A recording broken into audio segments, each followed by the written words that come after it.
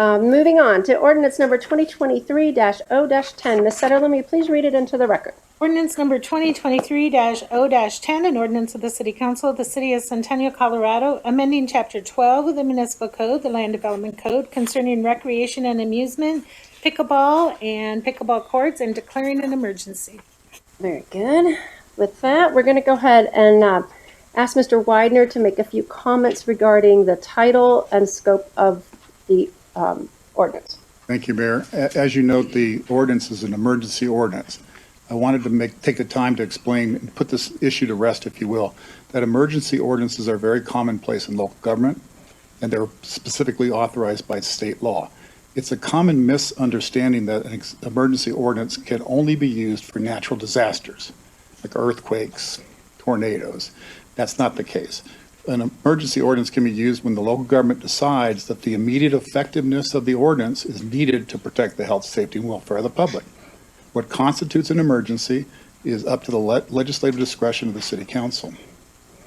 The governing body's decision to use an emergency ordinance is binding and cannot be challenged unless it is apparent from the ordinance itself that an emergency does not and could not exist. Here, it's widely recognized and well established that noise, excessive noise, is a harm to the human body, and it justifies the use of an emergency ordinance in this case. I would also like to add that an emergency ordinance requires a supermajority vote of the council. 7 of you must move to approve the ordinance. If you do not have 7 votes, the ordinance will fail as an emergency. That does not preclude a subsequent motion to approve it as a regular ordinance, which merely requires a majority vote of those persons present. So just because it fails to get 7, it still can be brought up and passed with a majority as a regular ordinance. Thank you very much for that clarification. So with that, I will turn it over to our staff and Mr. Neil Marciniak, our Director of Community Development, to make an introduction. All right, thank you, Mayor. As you just said, Neil Marciniak, Director for Community Economic Development with the city. Wanted to do a brief intro, set up this ordinance conversation this evening. As Mr. Widener just shared, the emergency nature of this ordinance is so that it can go into effect immediately. One of the reasons for that is if we take a trip back to March of this year, City Council voted in favor of a 6-month moratorium on the establishment of new outdoor permanent pickleball courts within 500 feet of residential properties. That moratorium expires at the end of this month, so we're looking at 10, 11 days or so from today. So that's one of the reasons is that we're going to have an expiring moratorium. We don't want there to be a lapse in regulations. And the effect of council denying this ordinance tonight, whether it be an emergency or a regular ordinance, or tabling it for a future meeting, is that we would have the effect of outdoor pickleball courts being an unregulated activity for a period of time. So that's one of the really one of the gaps we're trying to solve here with that emergency, and gives you some background on what happens if this ordinance does not move forward tonight. So again, rewinding us all back to March of this year, the city took the proactive action of putting in place that moratorium to review an issue that isn't just creating headlines across the country, but it's also creating lawsuits and neighborhood conflict, closure of public and private pickleball facilities around the country, just generally creating conflict within our communities. It also goes without saying that pickleball is a fun activity. There's a lot of positives from it, social, mental, physical benefits from pickleball. So, but there's seemingly the overriding theme here that we've gathered, not just from the headlines, but from actual research, is that there is a noise problem going on with pickleball, and that's the ordinance that's before City Council tonight.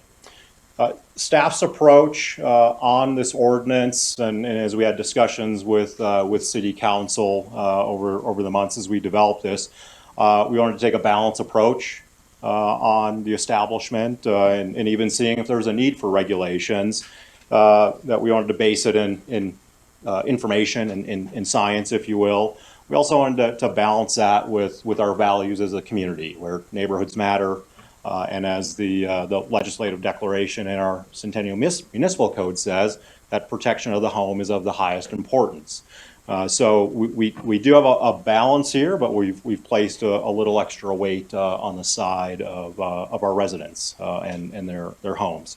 So what we're really doing tonight with the ordinance that's before you, we're balancing the opportunity of one group's choice, if you will, to engage in a recreational activity within our community, and we're balancing that with the right of our residents to enjoy peace and quiet, safety, even if you will, of their home and of their property. So, as I said, the ordinance that's before you tonight puts a little bit more weight on the side of the scale of our residents, really recognizing that it's not so simple if you're being impacted by noise to just pick up your belongings, pick up the investment in your home, the life that they've created here in Centennial, and move somewhere else because of that noise impact. So Ms. Lacambra will go into more details on what is contained in the ordinance in the presentation just following me, and describe how we've achieved this. One of the main ways we're achieving this is with that 47 decibel limit that is in the ordinance. This is lower, and it's a noticeable lower level below the standard 50 or even 55 decibels that you'll find in other cities, other noise standards, other noise ordinances. And we've done that lower level in our review and weighing our approach is justified to add that additional, that noticeable level of protection for our residents. So while the ordinance, as you'll hear, I suspect we'll hear some public comment on, does allow the opportunity for courts to be considered at 100 feet or greater from residential, it doesn't just outright give that right to develop outdoor pickleball courts at 100 feet. Projects must demonstrate that they can meet that 47 or lower decibel level in order to be able to move forward with a court. So just a broad overview for council of our approach to these regulations. So just the run of the show here, and then I'll turn it over. Ms. Lacambra is going to present, as I said, on the details of the ordinance. Council will have the opportunity on some different sections during the presentation to ask some clarifying questions, and we ask that council try to keep those to clarifying questions on what's in the ordinance. And then the mayor will move on to the public comment portion, and then following that, city staff from our planning team, from our city attorney's office, as well as Dr. Willis, our noise consultant, will be available during the deliberation portion of the agenda item to assist council if needed in that deliberation. So with that, I will turn it over to Ms. Lacambra. Thanks. Thank you. And before Ms. Lacambra gets started, I'd just like to ask anyone in the audience to please silence your cell phones so that we can get through the presentation without some interruption. Thank you.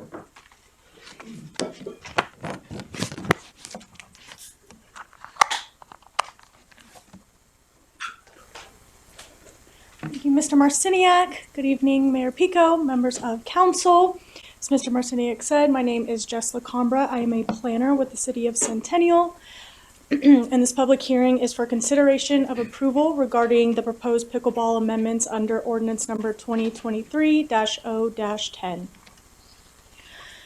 Tonight's presentation is going to cover the city's public outreach, definitions which are critical to understanding the ordinance, the proposed regulations for multiple court types, permitting and enforcement of these courts, additional costs, previous actions, section for public comment, and then conclude with questions for staff. I will go through each of these topics with the opportunity for questions before going on to the next. So throughout the moratorium, staff has been providing an opportunity for comments from residents.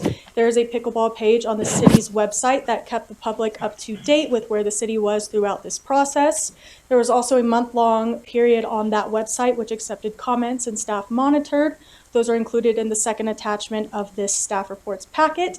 And additionally, in the third attachment, there are comments that staff and elected officials have received throughout the 6-month moratorium. Once staff had drafted regulations, we reached out to HOAs and interested parties to see how these amendments might impact them. These comments and meetings have helped shape these proposed regulations.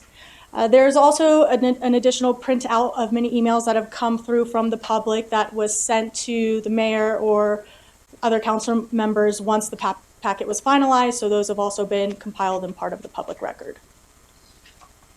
So now we will begin to cover the definitions, which are important again because this is what is being regulated with these proposed amendments. Pickleball means an activity where participants utilize a racket or paddle to hit and volley a hollow plastic ball over a net. Pickleball may be played indoors or outdoors or on a permanent or temporary court. And next we will define that pickleball court, which is any location designed for pickleball, regardless of whether the court is permanent or temporary, indoors or outdoors, privately or publicly owned, or operated with or without compensation. A court is designed for pickleball where the location includes court lines or markings suitable for or intended for pickleball. So we'll also define indoor and outdoor courts. An indoor court is completely enclosed within a lawfully erected building with a permanent roof, or an outdoor court is not completely enclosed within a lawfully erected building with a roof. Now we will clearly state what a permanent pickleball court is and what a temporary pickleball court is. Permanent pickleball court bears lines or markings that are either permanent in nature, usually painted, or easily removable, oftentimes by using tape or chalk, which are not removed from the pickleball court on a daily basis. As for a temporary pickleball court, these courts bear lines or markings that are easily removable, usually by tape or chalk, and they are completely removed on a daily basis. To give an example of these court types, we have the permanent court on the left with those lines and a net on the existing tennis court. To the left. And then on the right, we have the taped down lines and a temporary net, which are removed daily in this case. And so now that we've covered these definitions under this ordinance, are there any questions before I move on? Any questions from council regarding the definitions? Councilmember Sweetman. Thank you, Mayor. Thank you, Ms. Lacambra. In the ordinance and in your presentation, you state that lines or markings. There's a neighborhood in District 2 where they have, since 2019,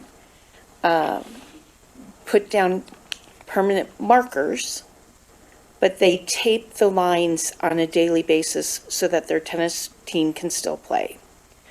Is that a permanent court or is that a temporary court? Are the pickleball lines ever removed from that court? Yes. On a happening daily or occasionally through, or it just depends?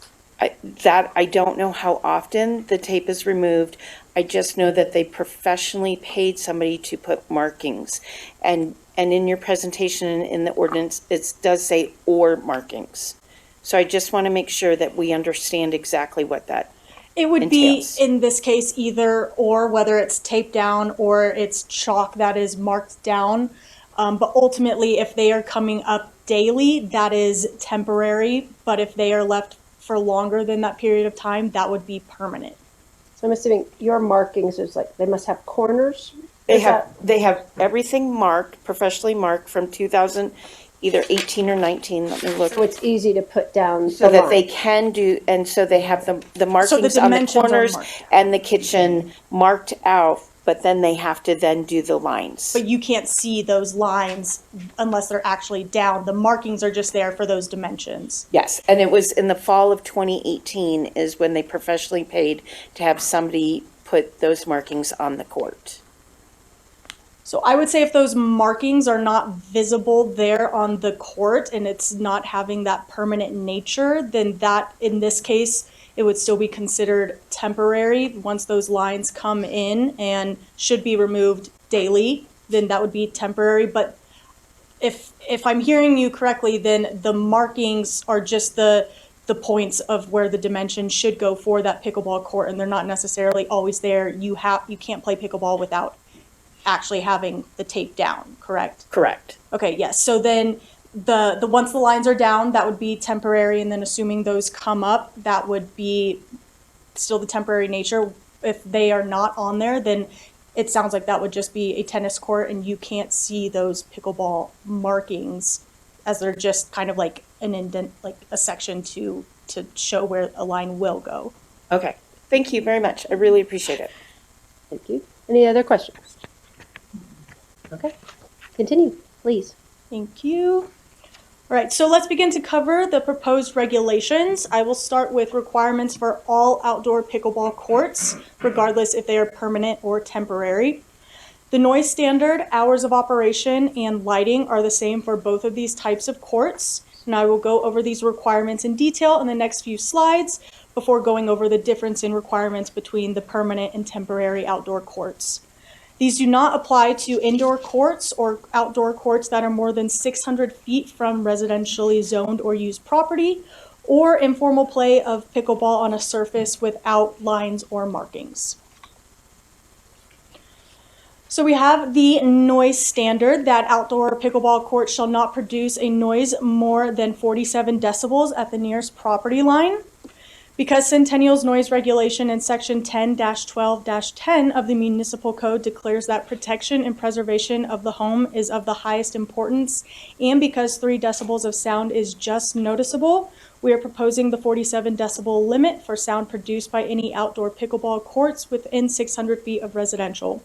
The city views this as a reasonable balancing of our residents' rights to enjoy their property and a group to partake in pickleball activities. Centennial's density is primarily suburban residential, which average day-night level is 55 decibels. Pickleball noise is an impulsive sound that is more spread out and measured differently than typical background noise, which is continuous.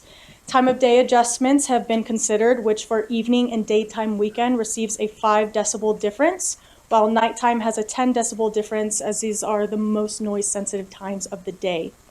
47 is that midpoint between the adjusted evening or weekend daytime and nighttime levels. City staff recommends an approach of assessing and mitigating noise impacts slightly below the accepted 50 decibel level for evening and daytime weekend. This approach should yield fewer noise complaints by providing additional protection for Centennial homeowners. And then both of the hours of operation and illumination of the outdoor court shall be set from 8 a.m. to 8 p.m. These times were chosen based off of sounds occurring at certain times of the day may become more objectionable. The community noise impact of sounds that occur at night, evenings, and weekend daytime. And then daytime is defined as 7 a.m. to 7 p.m. when many people are away from their homes at work or busy with other daily activities. Evening is defined as 7 p.m. to 10 p.m. when more people tend to be at home and more aware of noise within the area. Nighttime is the most noise sensitive time between 10 p.m. and 7 a.m. And then additionally, variances will not be allowed for outdoor pickleball courts. The city did not want to set up a system that would allow outdoor courts to be able to vary from the distance or noise or hours of operation standards to best protect the nearby homes. So we just went over all the requirements for all outdoor pickleball courts within 600 feet of residential. Quickly to summarize, we have the 47 decibel level maximum requirement at the nearest residential property line, and then the required hours of operation and lighting from 8 a.m. to 8 p.m., and then outdoor pickleball courts shall not be eligible for variances. And now on to the differences between outdoor pickleball courts within 600 feet of residential.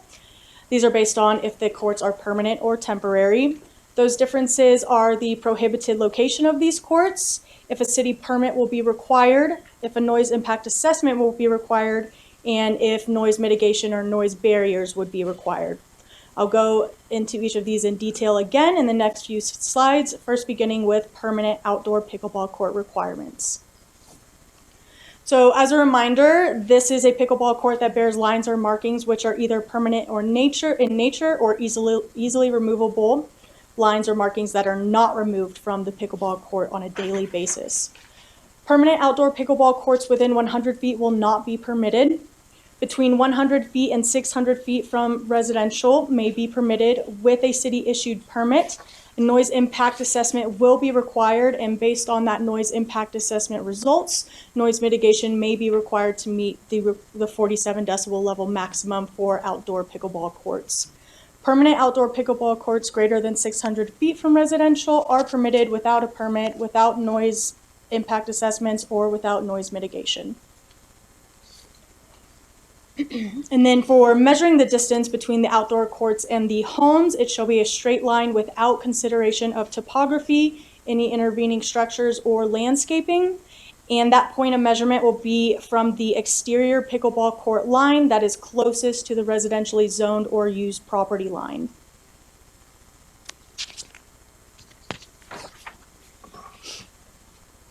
And then just to give an idea of that prohibited location setback, within the green overlay here is outside of the 100-foot buffer from the nearest residential property line. So that is where there's an opportunity for a permanent outdoor pickleball court with a city-issued permit and noise impact assessment that will determine if noise mitigation is required to meet the maximum 47 decibel level. Here at Crestline Park, again, the area shown within the green polygon is outside of the 100 feet. So with a noise impact assessment, the courts may be possible with proper abatement if the proposed outdoor pickleball regulations are still met, such as that 47 decibel level maximum.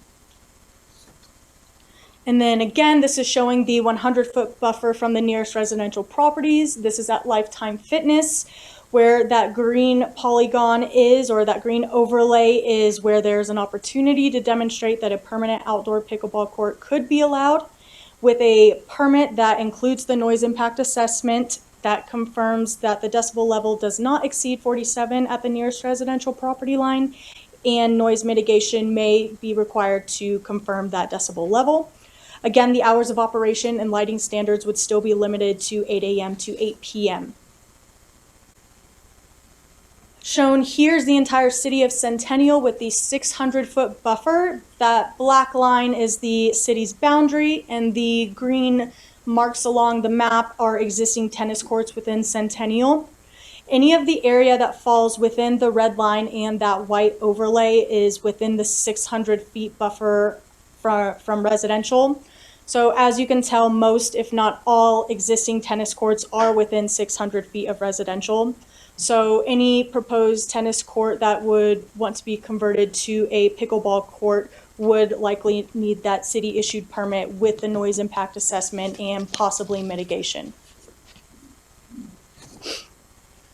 And so these next slides will cover the noise impact assessment requirements for permanent outdoor pickleball courts between 100 feet and 600 feet of residential.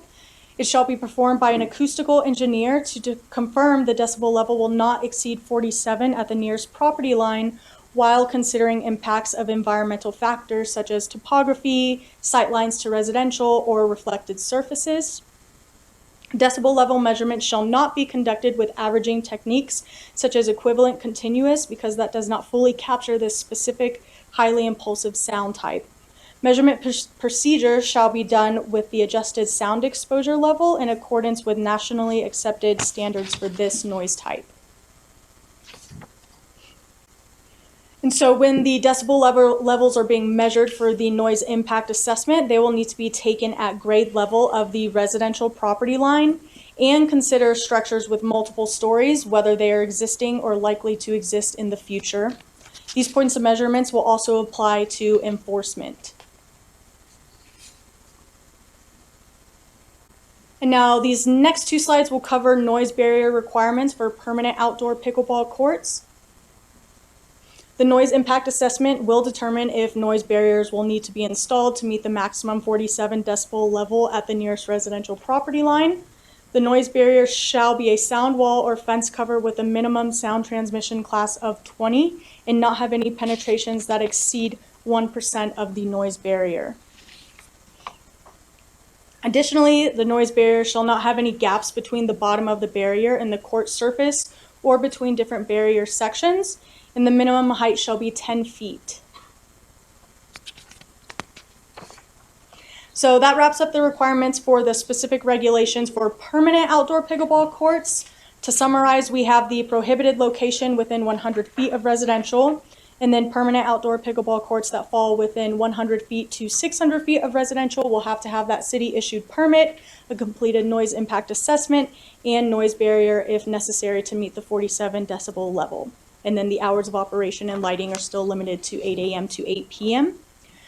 And now on to the specific temporary pickleball court requirements for outdoor pickleball courts that are temporary, which are courts that bear lines or markings that are easily removable, oftentimes made of tape or chalk, and those lines or markings are removed completely on a daily basis. These court types will not be permitted within 300 feet of residential, given that most courts within 300 feet do require noise mitigation. From 300 feet to 600 feet, they are allowed without a permit, without a noise impact assessment, or any noise barriers. But the Excuse me, Ms. outdoor, Lacambra, you're saying 300, but it's 350 on the slide. yes, I I'm just sorry, wanna sorry, make sure we're clear. 350, Okay. 350. Thank you. From 350 to 600, they are allowed without a permit, without a noise impact assessment or noise barriers, but the outdoor pickleball standards such as the decibel level and the hours of operation and lighting still apply. And then greater than 600 feet, they are allowed and not required to meet any of those outdoor pickleball standards.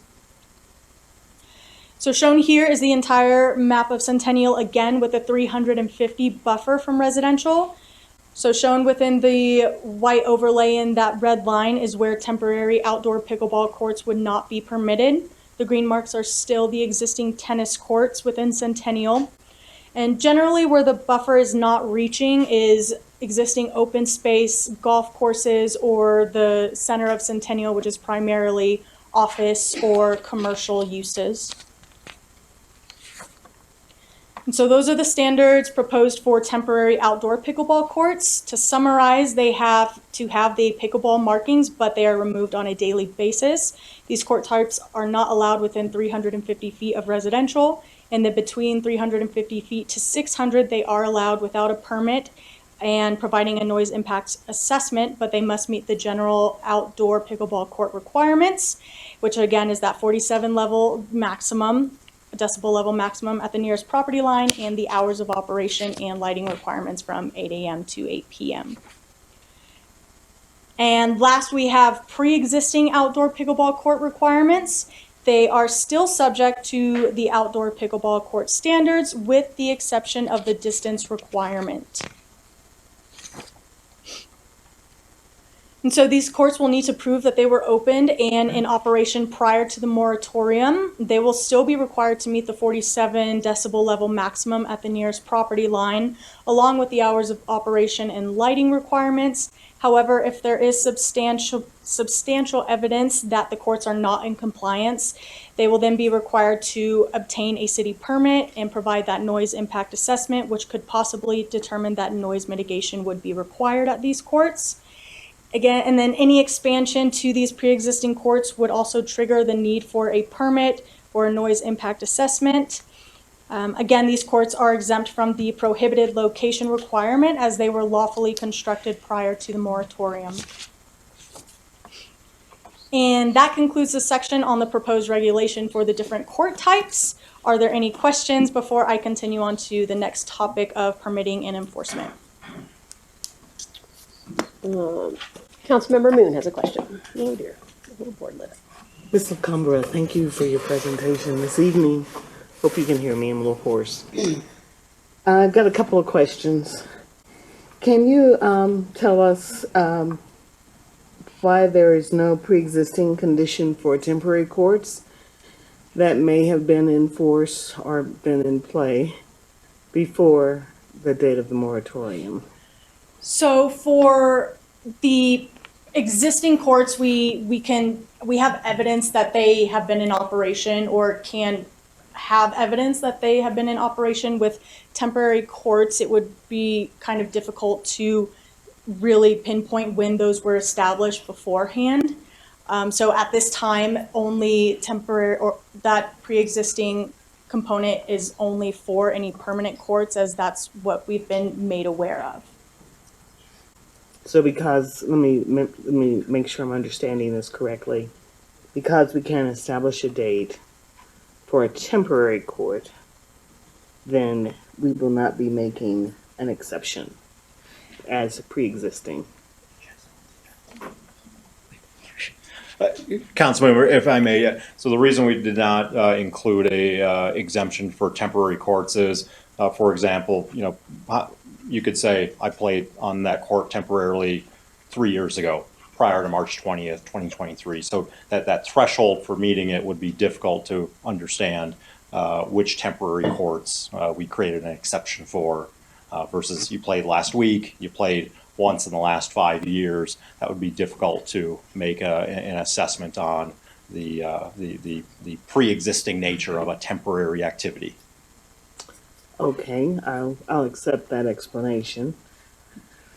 The other question I have is throughout the range of feet, we go and we say nothing allowed within 100 feet, but then the next one we say, well, 100 to 600 feet. Why aren't we saying 101 feet? Why are we just going from 100 to 100 to 600? There seems to be leaving that door open for discussion on properties. Same way with the temporary. With the 350, you go 350, then you go 350 to 600. Why didn't we go 350, then 351 to 600? Why did we just stop and say, okay, and then if you're 350 to 600? So we seem to not be we seem to be leaving a little margin there for discussion. Why is that? Yeah, that might be something that might need to be corrected eventually. At this point, when taking those measurements, those were the hard measurements that we were seeing from the noise impact assessment that was provided.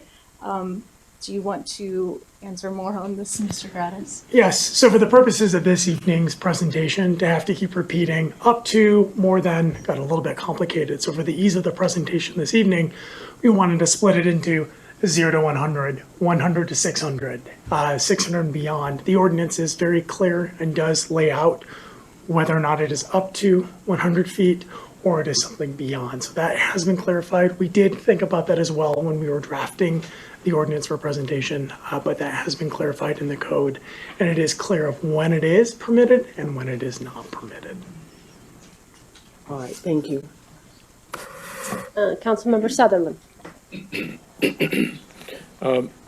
Thank you. Thank you, Ms. Lacambra. Appreciate your presentation. So if you could go back to slide number 20.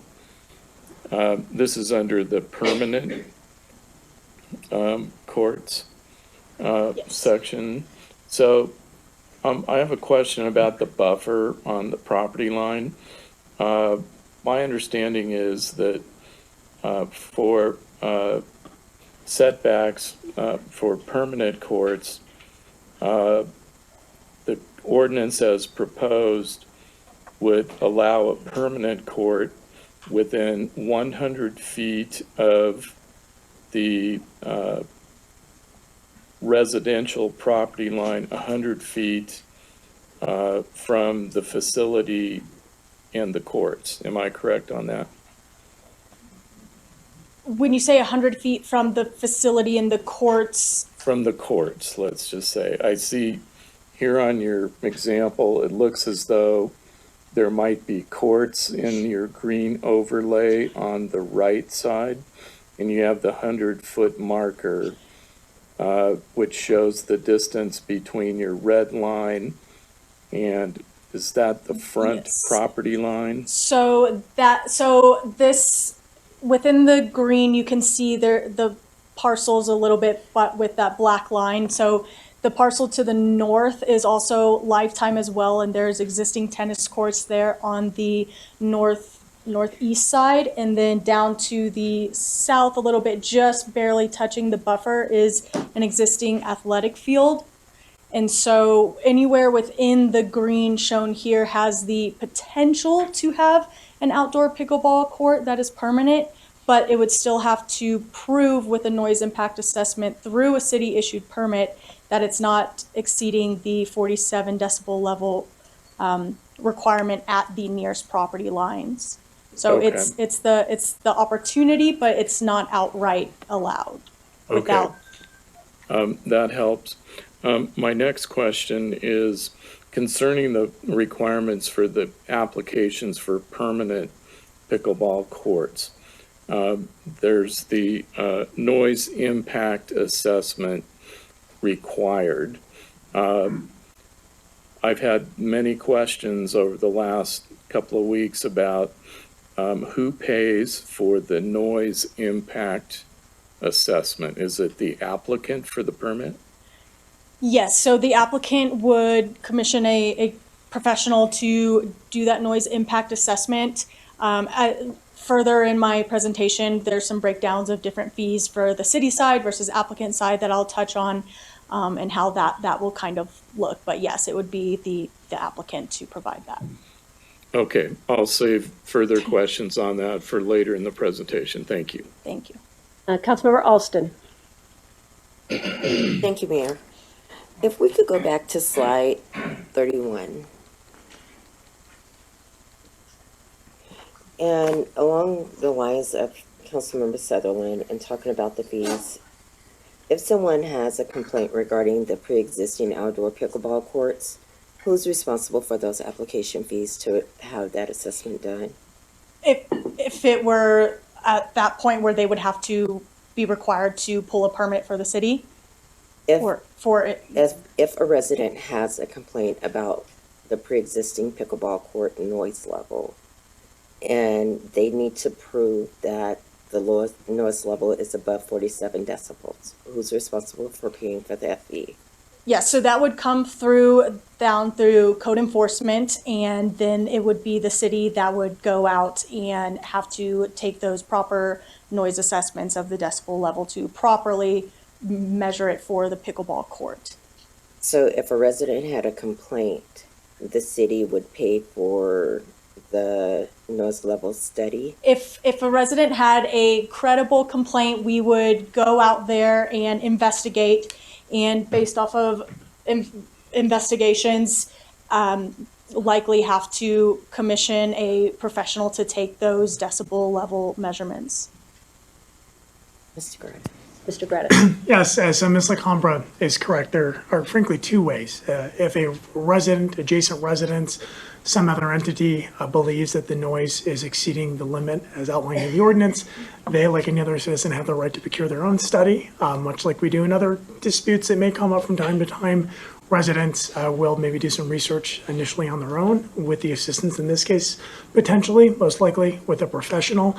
However, if there was a situation where the city received numerous complaints, the city does have the ability to potentially procure their own noise professional to go do that study. But I would say that right now, the intent would be is receiving one complaint without additional evidence or additional information that may lead us to the fact that, yes, that is the case.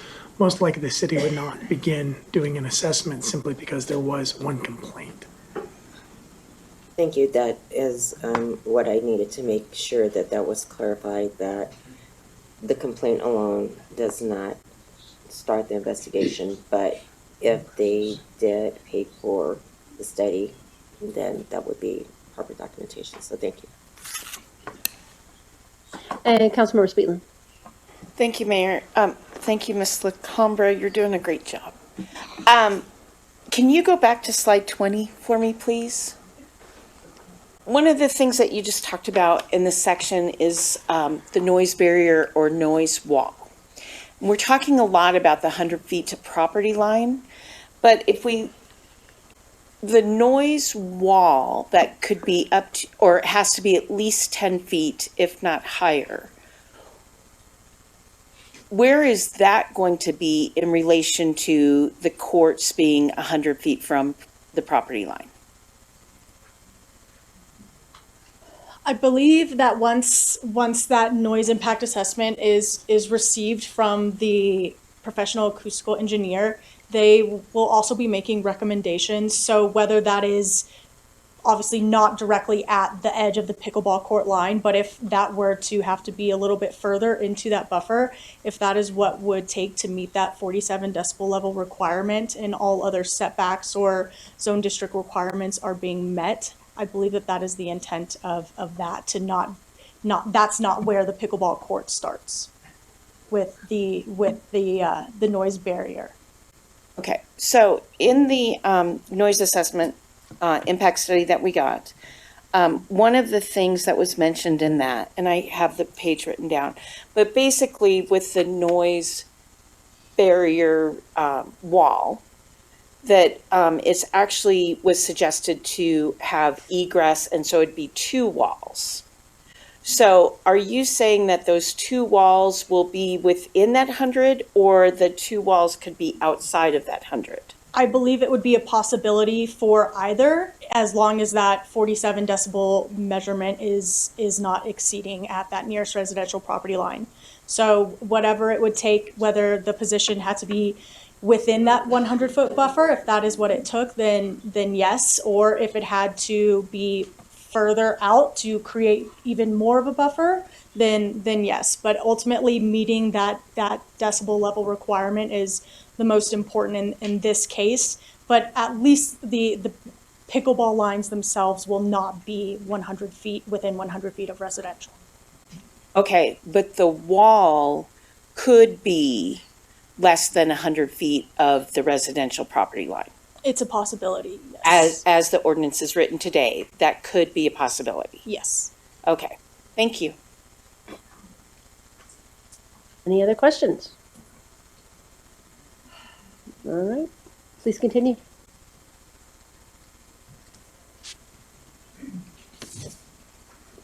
Right, next we will cover the pickleball permitting process. There will be a new pickleball specific permit that is created and will need to be applied for any permanent outdoor pickleball court, 100 feet to 600 feet of residential. This applies to new courts, conversions or redevelopments, or any expansions of existing courts. A pickleball permit will not be required for temporary outdoor courts or permanent outdoor pickleball courts over 600 feet from residentially zoned or used property lines, or any indoor courts. Typical city processes will also be followed when applicable, such as a site plan amendment, building permit, fence permit, community meeting, pre-submittal meetings, anything like that.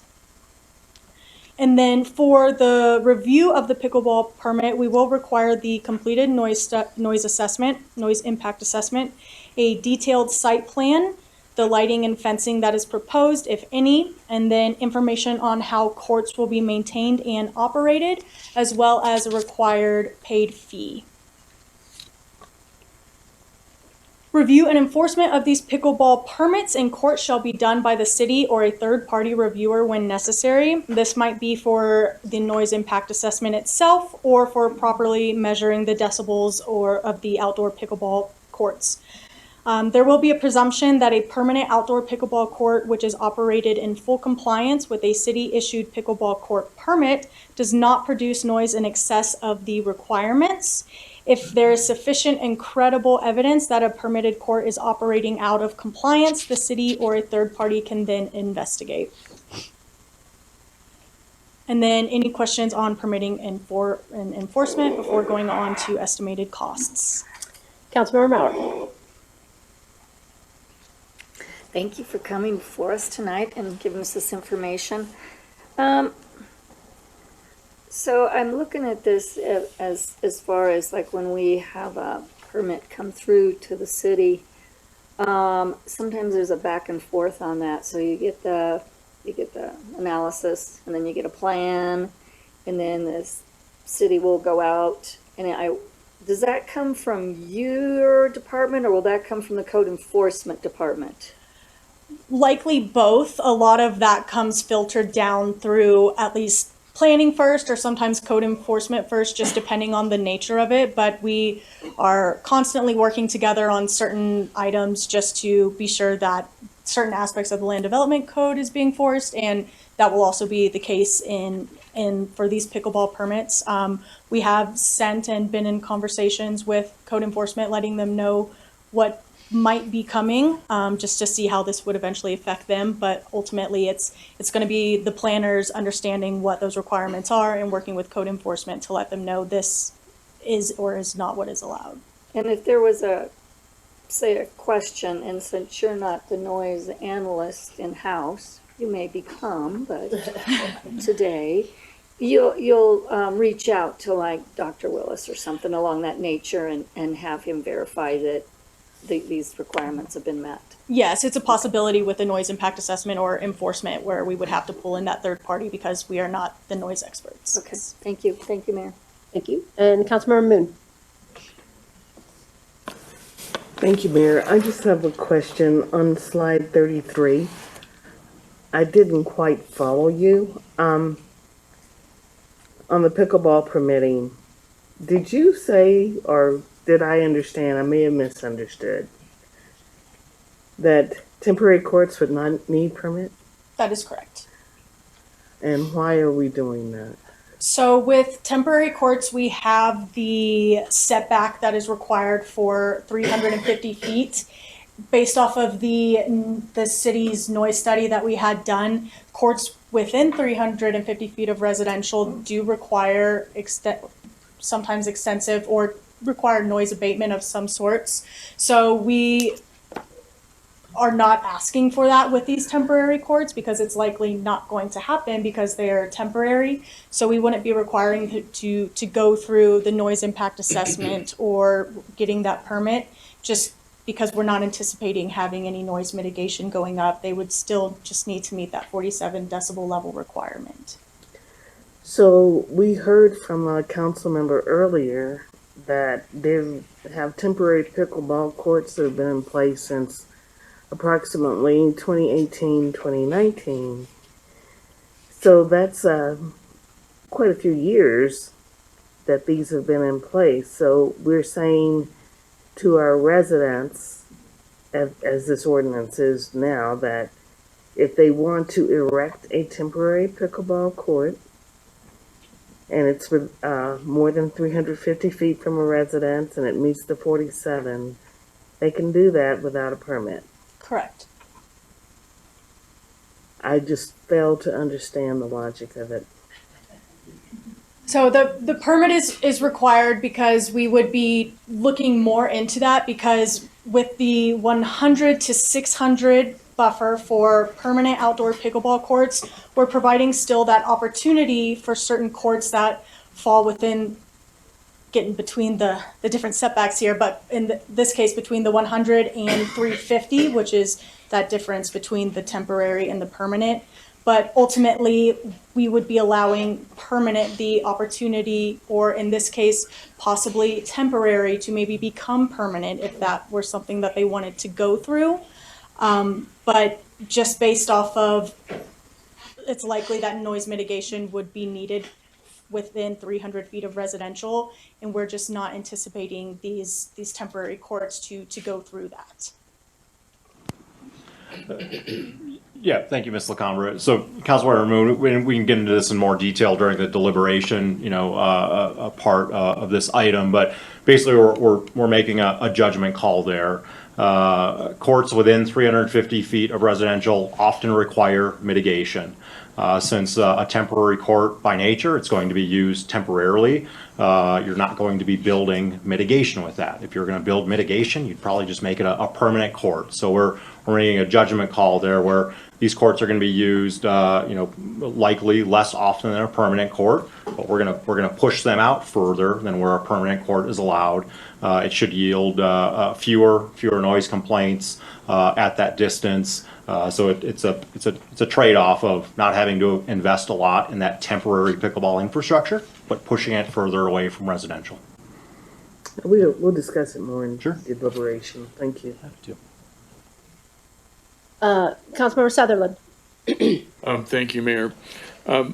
I've had several questions concerning who's monitoring the decibel levels. So as I understand it, we have a presumption in the ordinance that unless, and this is not a pun, unless we hear differently, we're going to presume that a pickleball permanent court is operating within the decibel level until a complaint arises. Am I on the right track? A permitted outdoor pickleball court, yes. Okay. If it has the city issued permit and we have analyzed that noise impact assessment that was provided by the professional, then yes, that presumption is there for those. So if a complaint comes in, then code enforcement would go out and check it out, investigate. Am I still on the right track? A credible complaint, yes. Okay. And it's a judgment call on whether it's credible or not. That's. No, I'm trying to find my way through this. Yeah, council member. So if the city did receive a complaint, one of the first steps our code enforcement team would likely do is go out, check out the site.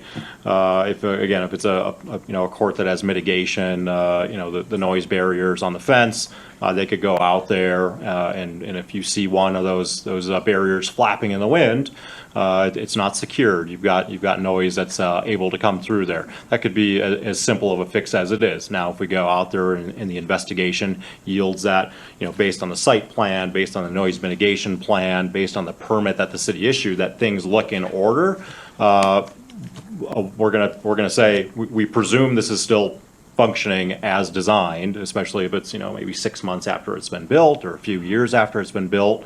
If it's 20 years down the road, we're going to say, hey, maybe this mitigation, the material is worn out. Everything's got a useful life, right? So there's a process we would go through to investigate these things, and if there's an ability to take action, so credible evidence would be, all right, we've got a noise impact assessment that has been done, and it's showing that they're operating above the 47. That's a flag to potentially relook at that mitigation plan, possibly have operations cease for a period of time, possibly have new mitigation measures put in place, that sort of thing. And then at that point, the city might pay for a noise impact study. The city's always got the option to pay for a noise impact assessment if we feel it's to the benefit of the city to do that. I'm sorry, I didn't mean to cut you off. I think the concern was, are the citizens going to have to keep calling and saying, this is too loud, this is too noisy? How much burden will this put on the citizens to keep calling? And I know that's in your discretion, but if you've got any thoughts on that, I'd appreciate it. Sure. Yeah. So the discretion part is accurate there. So one call may cause us is likely to cause us to investigate. I can't tell council definitively 5 calls means the city is doing a noise study. 20 calls means we're doing a noise study. This is going to be a bit of a learning process for the city. We believe what we've put forward here in terms of regulations as well as the enforcement is an excellent starting point on this somewhat new topic. And so we're gonna have to learn along the way here, and would ask for a bit of grace as we do that. Thank you. Any other questions? Oh, okay, thank you. So this slide covers estimated financial cost for tennis to pickleball court conversions for the applicant for a permitted outdoor pickleball court. There is the routine development permitting process, such as a building permit, fence permit, site plan, There's also the noise impact assessment costs that can range from $1,000 to $2,000. And then noise barrier mitigation can be $750 for a 30-foot roll. There's also the install of that noise barrier. And then the pickleball permit review fee, which would typically be around $1,000. And then any inspection or re-inspection fee for staff coming out to take a look once the mitigation is up. So approximate cost for the conversion of existing tennis courts to pickleball courts for one court based off of these approximate numbers is around $11,000. And then for two courts would be around $13,500. Can you clarify if that's one conversion of one tennis court into 4 pickleball courts, or is that? So the one tennis court would be, the one court is one entire tennis court into, yes, those are tennis court dimensions. Courts dimensions. Yes. Okay, thank you. And then the estimated cost for the city side would be enforcement of the pickleball courts. So an outside party going to conduct those noise measurements, as well as the noise impact assessment review. If that's not reimbursed by the applicant, typically around $1,000. And then there is the permit process set up that we spoke for the specific pickleball permit. And then Acoustifence is a noise-reducing fence. To give an example of a barrier that we could see, it has an acoustical performance of sound transmission class of 28, which gives you a transmission loss of 28 decibels through that material. The level of attenuation of all outdoor barriers is affected by a variety of factors, including diffraction, the angle of diffraction, as well as wind direction, humidity, and temperature. So this is just something that we might see for these noise barriers if required. And then any questions on additional financial costs? I have a couple of questions. So is it anticipated that the city may have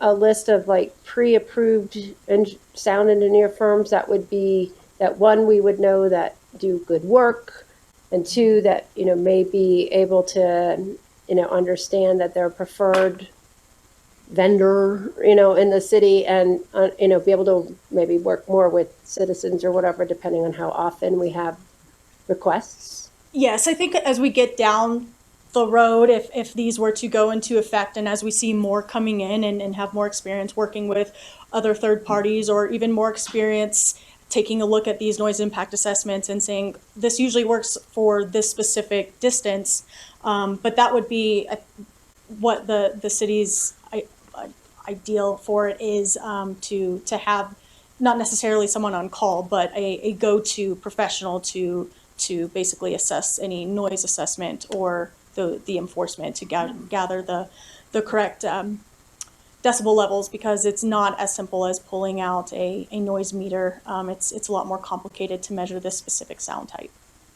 Okay. And my second question too is, one of the things that we do traditionally with other permitting and application processes, offer a pre-submittal type meeting to make sure that everyone's on the same page and understanding what the requirements are, and it helps reduce costs in the long run, because you're not, usually you can get a really good understanding what you have to do, and you don't have to waste time in making mistakes. So is that still something that we would anticipate that Definitely, yes. we would offer to people? Okay, thank you. Councilmember Sheehan has a question. Yeah, thank you, Mayor.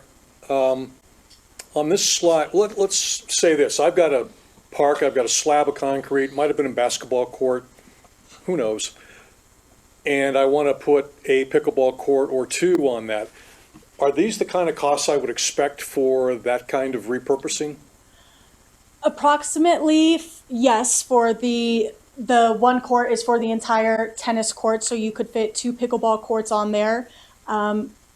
Have to consider if there's an existing fence and what that fence is capable of handling. If noise mitigation would be required, it would need to have the proper wind speed and snow load and meet engineered standards.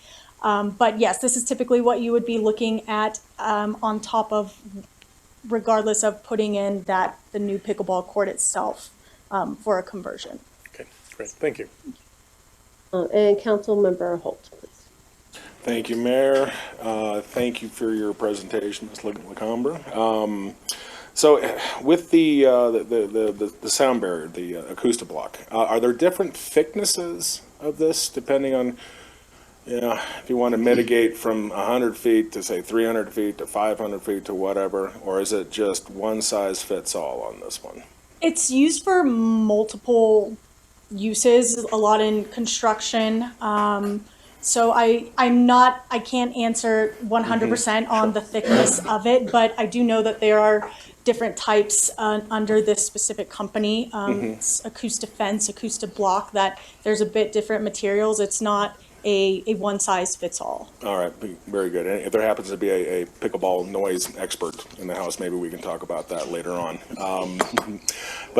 Yeah, and then speaking of because the acoustic block, it's a major cost. Excuse me.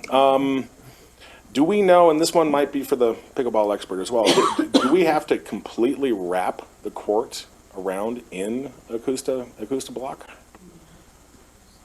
From simulations that I've seen, it really depends on, each site is so specific to itself. It really depends on topography, or not necessarily one buffer is going to be 100 feet. Something might be 200 feet. Obviously, ultimately, a fully enclosed court is going to be most effective.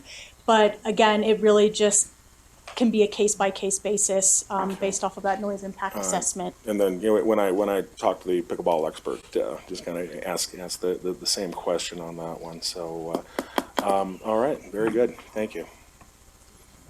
And Councilmember Maurer? Thank you, Mayor. This is a great picture because I did not know what to envision. So this is a great picture. But let's just say, because we have a lot of neighborhoods that are up, like my neighborhood's called Ridgeview, and there's a reason they called it Ridgeview, because we have, hills, right? So is it, and the pickleball expert might have to go read Councilmember Holt's name. But anyway, would there be expectation that you'd have to make this fence taller to kind of help with that kind of, geography? It's possible. Okay. It's definitely possible. Again, it's gonna kind of be on a one-by-one basis, totally assessing every different factor going in there. Okay, so it is so many possible, different and that's kind of what I variables. just needed to know. Thank you. Councilmember Alston? Thank you, Mayor. So I wanted to go back to, I believe, site 37, where we were talking about cost and also enforcement. So we have courts that could possibly be 100 feet from residents, pre-existing courts that won't have to go through the permitting process. The residents that may have a complaint alone does not generate code compliance going out on the first or second time. In order for a resident to prove that the decibel is over 47 consistently, what would be the cost for that resident to have to pay to prove that a court is out of violation? The city is not going to come in and pay for a study based on a complaint. So what would be the cost to that resident, that individual, to prove that a court is out of violation? If they chose to go that route for that noise impact assessment themselves, it would likely be around $1,000 to $2,000 to get those proper decibel measurements. Thank you. I see no other questions. So we'll continue on. Thank you. And then we have previous actions. The Planning and Zoning Commission voted 5-2 to recommend approval of ordinance number 2023-0-10 at a public hearing during their September 13th, 2023 meeting. And that concludes the presentation on the proposed ordinance.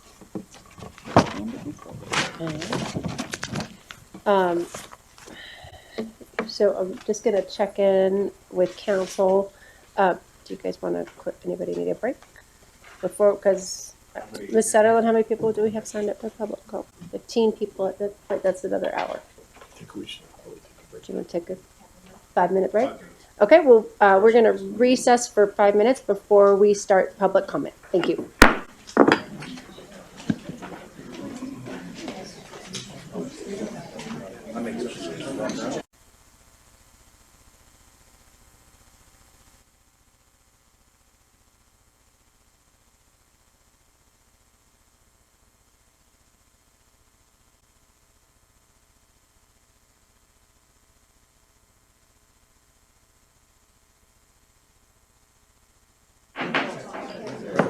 All right, we are reconvening at 8:38 p.m. I will open the public comment portion of our public hearing. I would request that everyone be ready. At this point, we have about 20 people signed up to speak, so at 3 minutes apiece, that's an hour. So I'm going to keep everybody to 3 minutes so that we can get through everybody and has fair time for everyone to speak. I also would like to point out to the public that in the ordinance that has been in the packet and out in public for a while, there are 19 to 20 whereas clauses that explain why we're here. So please, we all recognize as we put in these whereas clauses that pickleball is popular, that it's the #1 growing sport, that our neighborhoods matter, and that noise is an issue. All of those things are outlined in here. So I would appreciate, I think council would too, so if you approach the podium to speak, that you, one, tell us if you are a person that is has a residence that is impacted by pickleball. That's helpful for us to know. And then two, it's helpful if you speak specifically to the ordinance and what your concern is about the ordinance or what maybe a recommended change might be for consideration in the ordinance. But in order to make sure that everyone uses their time as efficiently as possible, it's important to cut to the chase. And so having people repeat the same thing is not necessarily as helpful. So you may get up and just say, I agree with what's been said prior and just want to include myself in the record. That is completely a sufficient thing to do as well. So, so with that, we're going to call everybody up by, I believe you all have numbers. And as the numbers come up, if the next person who's next could be kind of ready to be on deck, that would be very helpful. So, so who is number 1? And please state your name and address for the record. Yes, my name is Mark Rosser. I live at 7606 South Willow Way. That's in Willow Creek 2 HOA. Thank you for letting me speak tonight. And I don't envy you at all. This is a tough question, but I'm going to start you off easy because I have no personal axe to grind. I don't play pickleball. I live about 500 feet away from the nearest court. Noise is not an issue to us. What I want to point out tonight, my sole intent really, is to make sure you are all aware of what this ordinance will do. And this ordinance will end pickleball in the neighborhoods as it's now played. That's my opinion. I should also say, I am a board member in Willow Creek 2, but I'm not here on behalf of the board. I'm not speaking for the board. I'm not speaking for our community. I'm speaking for myself. So, staff has shown some good graphics. Nearly every outdoor court within Centennial is impacted by this ordinance. And there's 104 courts by my count in Centennial. 23 of those 104 courts are now marked for pickleball, dual purpose. 14 of those 23 are within 100 foot of the nearest residential property line.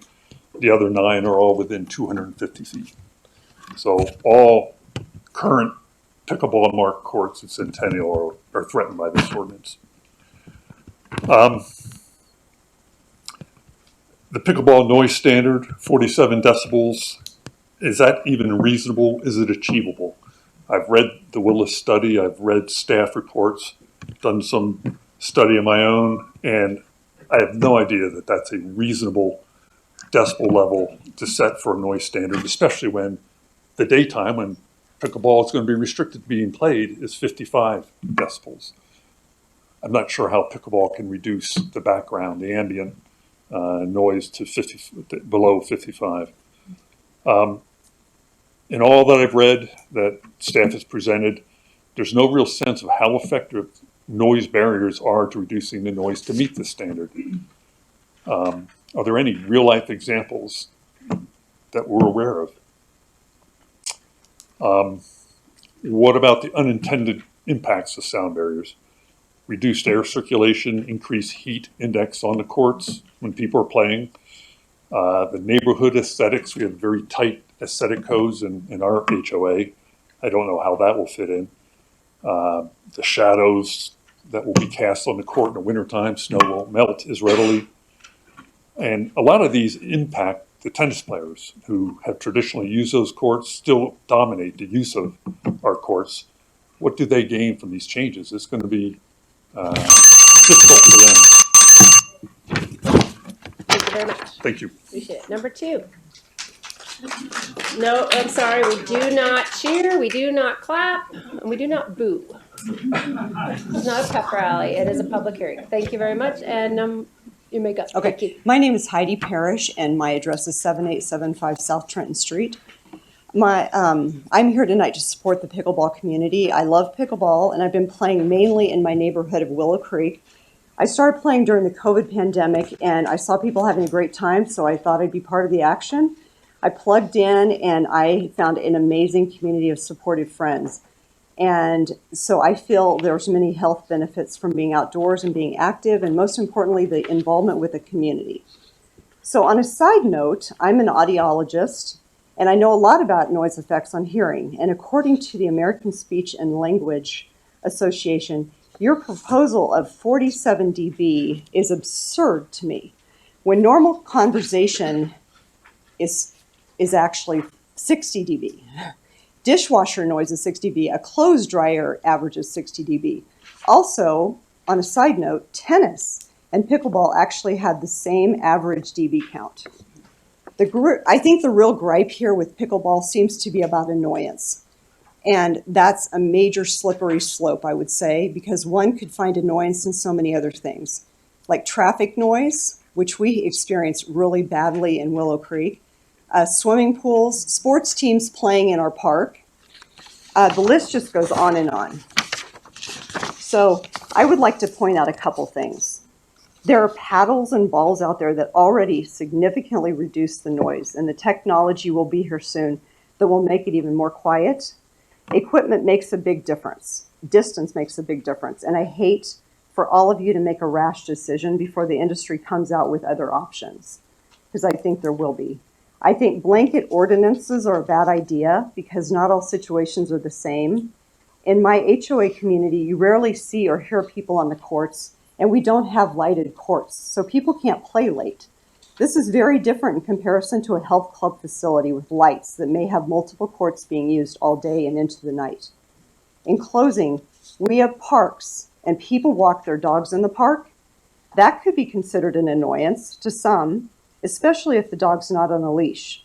Because the city has regulated that dogs must be on a leash, we don't take the parks away from the dog owner. Please don't take our courts away from us. They're really important to pickleball players. Just make rules that address the correct equipment and common sense play times. I really ask all of you to reconsider any blanket ordinance that bans all outdoor pickleball. And I wish you could just allow communities like mine to regulate ourselves, because I think we will. And lastly, I'd like to invite all of you to play pickleball with us. So, All right, number 3, please. Thank you for allowing me to speak. My name is Michael McKenzie. I live at 7663 South Grape Street, Centennial, Colorado. That's in the Mira Vista subdivision. And my main fear is noise, noise, noise. I live 200 feet from the proposed pickleball development by Lifetime Fitness. I paced it off myself. My neighbors live even closer. And I think this ordinance has been written for Lifetime Fitness so they can build their courts, make money, and I can't sit on my back deck, drink wine with my wife, and tell stories about our children and grandchildren. So I think this whole ordinance is canned. And you said this evening that if I complain, I have to hire my own acoustical engineer at my cost in order to get some more mitigation. I feel I've been run off the road. And I'm hoping that you will listen closely and change the rules to protect me, because I'm just a little guy sitting on my back deck, and I feel I'm being run off the road. And it's your responsibility to protect me. That's why you were elected. And I don't feel, from what I've heard so far, that my rights to privacy and quiet are being protected. So, thank you very much for allowing me to speak. Good evening. Thank you very much. And number 4.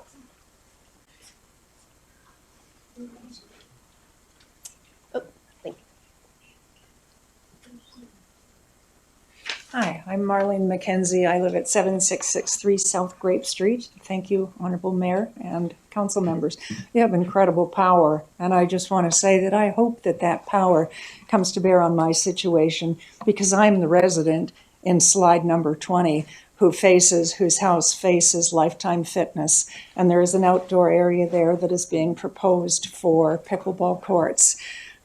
We live at a topography that's actually quite elevated from Lifetime Fitness, and I'm surprised every time I go walking with my dog in the mornings how much noisier it is up at the level of my neighborhood than it is when I walk down to the outdoor area where the sound is actually happening.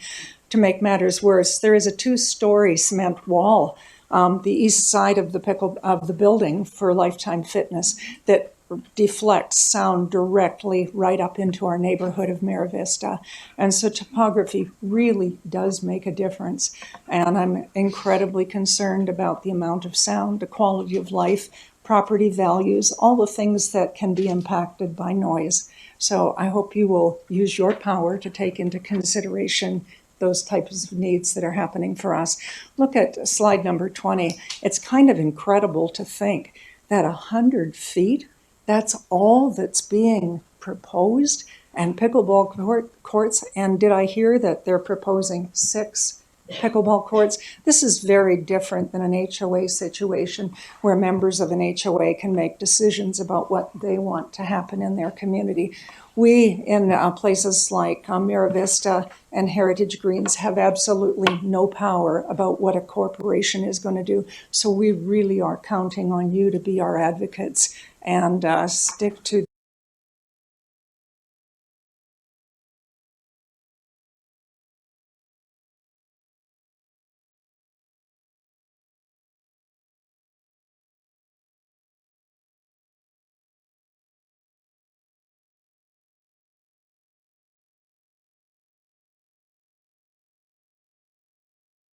the belief that neighborhoods and homes really do matter, because we're at risk. Thank you.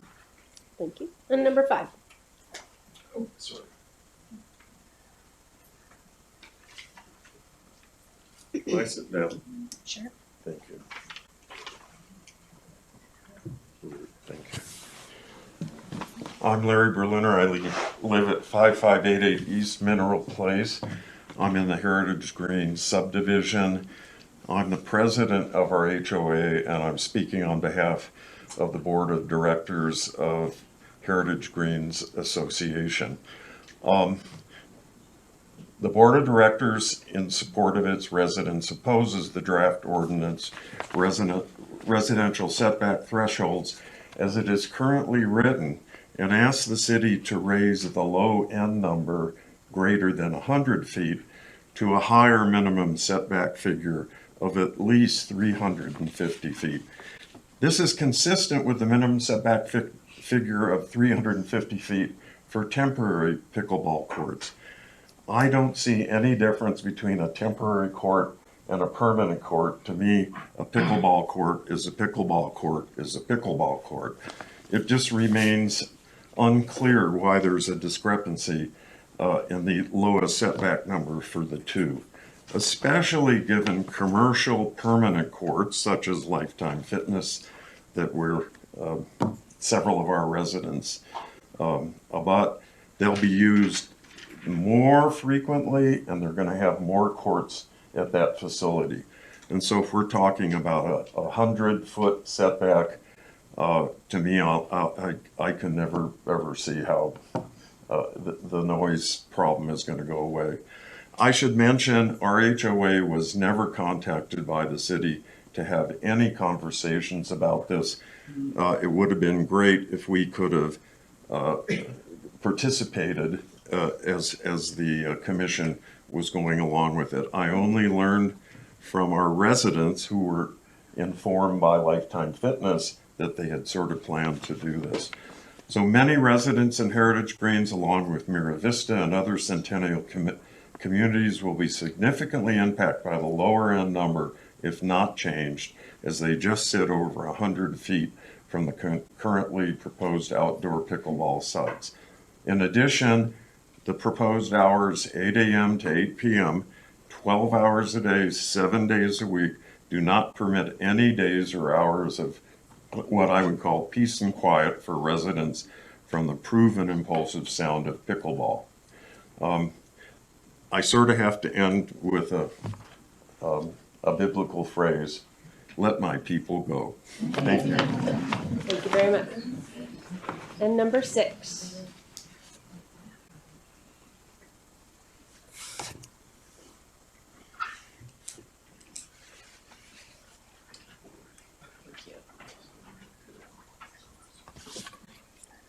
Thank you, council members. Really appreciate this opportunity to talk and speak.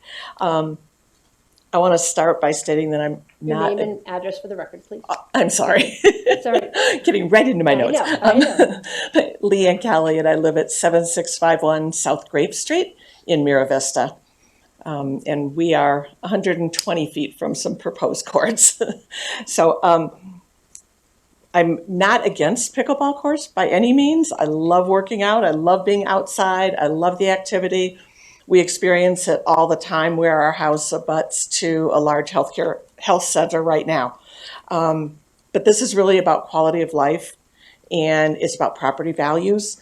If there are noises that are constant and go on for 12 hours a day that you have difficulty speaking over, and it's something that will impact all of us across the city of Centennial. By background, in 1995, we purchased our lot on the old Honeywell baseball fields because we back up to open space. And at the time, we had open space all the way to the mountains. Since then, a health facility has built on that property and on that open space. And so now we don't have a lot of mountain view left, but we do still have some mountain view, and we do have been able to make the situation work. We placed our home as far forward on the property as we could in order to have a large outdoor space in the back and to be able to enjoy that outdoor space. Since we are 120 feet from the soccer field where the proposed pickleball courts could potentially be placed, it really would impact our ability to spend time in our backyard. Even with the decibel level, I can't imagine any decibel level that's going to be all right to maintain sanity and alleviate those health concerns if it's constant. Speaking is one thing, talking is one thing, but when it's a constant popping sound, whatever the decibel level is, that's going to be in your head, and you're not going to be able to concentrate on anything. You're going to have to go in your house, close your doors. Even in speaking to pickleball people, they're talking about using softer balls after 5 o'clock. Well, what about before 5 o'clock if people are outside and trying to enjoy their yard? So At a distance of 100 feet, there really is no amount of noise mitigation that can prevent the constant popping. I'd like to ask the council to consider amending the current ordinance to a distance of 350 feet, which is consistent with what was adopted by the city of Denver and is also consistent with the temporary pickleball court setback that's in the proposed ordinance.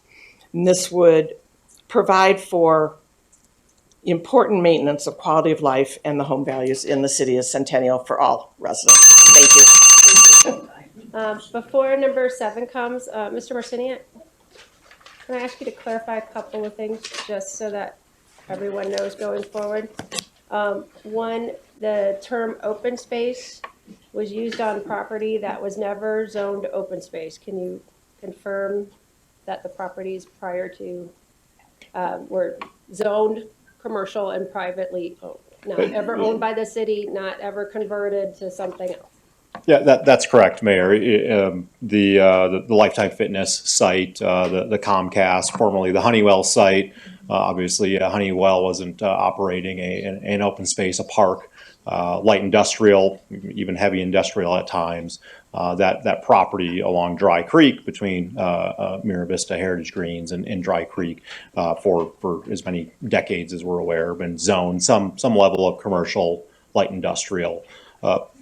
Much of it may have been undeveloped, but it was certainly not open space in zoning. Yeah. Thank you. It may be unintentional, but using the term open space has a significant meaning in the city, and it is a zone district, so I want to make sure that everyone's clear that that is not the case. Also, it was referenced that the city of Denver adopted 350 feet. I was wondering if you could clarify that, please. Happy to, yeah. So our understanding is Denver Parks and Rec Department is beginning to looking to establish some regulations around outdoor pickleball courts that Denver Parks and Rec develops. Right now, you can see on their website, they've developed some guidelines that they are reviewing through their pickleball advisory group. And that's where that 350 mark comes from. It is for unmitigated courts, only those developed by Denver Parks and Rec. To our knowledge, this does not apply to privately, be it neighborhood developed, privately developed, commercially developed, whatever you want to call it. Anything outside of Denver Parks and Rec purview does not apply to that. And so as that compares, the city of Centennial is not developing, has no intention at this point in time or in the near future to develop any pickleball courts ourselves. Yeah, that's correct. Compare the difference Yeah. between us and Denver. Correct. Thank you very much. Appreciate it. And now we'll move on to number 7. My name is Pat Malone. I live at 7837 South Forest Street in Centennial. I'm a proud citizen of the city, and I thank you for all your all of your work in our city. My head is spinning with all the legalese here. I'm just going to talk about simple things. This is a multi-generational sport. I'm 80 years old. My wife is 75. We play pickleball in the neighborhoods, and our children play pickleball, and our grandkids play pickleball. Grandsons, 11 and 12-year-olds. We all enjoy the sport. During COVID, it was a blessing to be able to go out and play pickleball. We wore our masks, we played outside, and it was good for all of us, mentally, physically, and socially. Pickleball players are very fit. You can go around to the pickleball courts, and they're staying very, very physically fit. There seems to be a small minority that has put up signs talking about the property values in these neighborhoods. Well, a lot of these neighborhoods have 400, 500, 600 homes, and it's not affecting everybody. And we know that the property values have increased out here tremendously.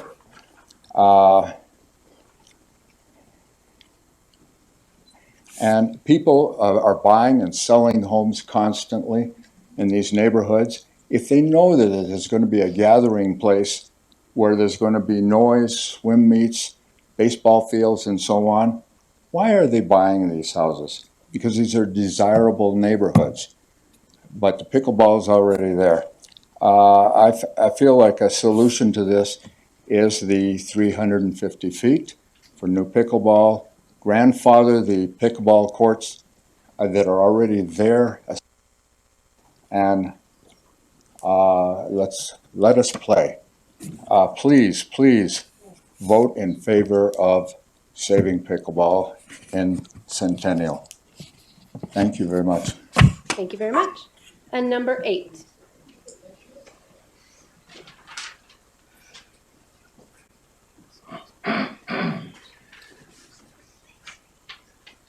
Hi, my name is Beverly Wright. I live at 8136 East Phillips Circle, and that's in Centennial and in the HOA of Willow Creek. The current ordinance, in my opinion, is untenable, impractical, economically prohibitive, based on misconstrued research, and kind of undemocratic because of the minority-majority complaints versus pickleball players. The noise impact assessment and abatement planning document presents a ton of data, charts, and inclusive evidence of noise level impairment and effects of impulsive sound. As has been said a couple times earlier, every person is probably now understanding that a maximum sound level of 47 decibels, the maximum level in the proposed ordinance, is unachievable. It's just flat out unachievable in any sport. It's the noise level on sound level that the audiologist brought up of normal conversations at 70, and 47 is kind of like being in a library. Other noise studies conducted by OSHA and the EPA make a pretty big statement about continuous exposure to noise. They call it the recommended exposure limit, REL, and they use examples of kind of bad stuff around 8 or 24 hours of continuous noise at 85 decibels and above. In conclusion, a proposed mandate of 47 decibels is not only unfounded, but impossible to achieve in any pastime except maybe reading a book in a library. As for the abatement planning component of this study, it's been touched upon before, but the abatement suggestion of fully enclosed noise barriers is not doable. They're dangerous in high winds. They prevent air circulation, affecting tennis players as well. They're prohibitively expensive. They're unsightly. And in the study earlier, it said that if you install these things, it would bring it down between 20 and 28 decibels. Well, that means that if you can get down to 47 with these sound barriers, you had to start at 67 and above, and that's normal conversation. So it's undoable. The two options that pickleball is faced with are both undoable and impractical to achieve. And it's, in my opinion, not really a compromise. A consideration would be to have new builds in the area, that are going to continuous play, constructed with setbacks, directionality, et cetera, all the things that are considered, but subjecting private community courts where average play is a few hours a day on a few courts with very little, if no complaints, and of course we always have to just play in good weather. Subjecting these courts to the same criteria is kind of ludicrous. They're so different. And also, it's not in keeping with some of your Centennial mission statements. I'm 75. I play pickleball. To me, it's not just a sport. It's a lifestyle. I play pickleball because it keeps my arthritis at bay, frankly. I play pickleball because it's the only sport I can play without aggravating my injured shoulder. I moved to Colorado because of family. I moved to my community because of pickleball. It's my support group. And please do not take that away. Number 9.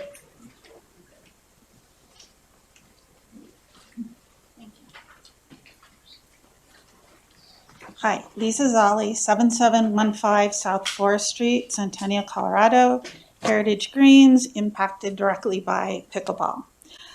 In your 77-page noise impact assessment and abatement planning study that was prepared for the city, it states over and over again, the most important thing to consider when placing pickleball courts is the setback from residential properties. Page 65 states the setback is what makes the rest of the noise abatement plan possible. Your study goes on to say on page 72, courts within 150 feet require careful and often extensive noise abatement design to avoid complaints. Continuing, it says, while a noise barrier such as a sound wall or a mass-loaded vinyl fence cover can be effective in reducing noise impact, it can only provide a limited amount, and the rest of the noise reduction required to meet acceptable sound levels must be gained through distance. A 100-foot setback, even with noise mitigation, seems arbitrary and would be too close to neighborhoods. This could be right beyond people's backyards, and the neighborhood would hear the intrusive noise as it carries 7 days a week with no break. This would have a major impact on how people live. On behalf of homeowners in Centennial, and just to note, there is a conflict with this meeting tonight, especially in our neighborhood with an LPS zoning meeting.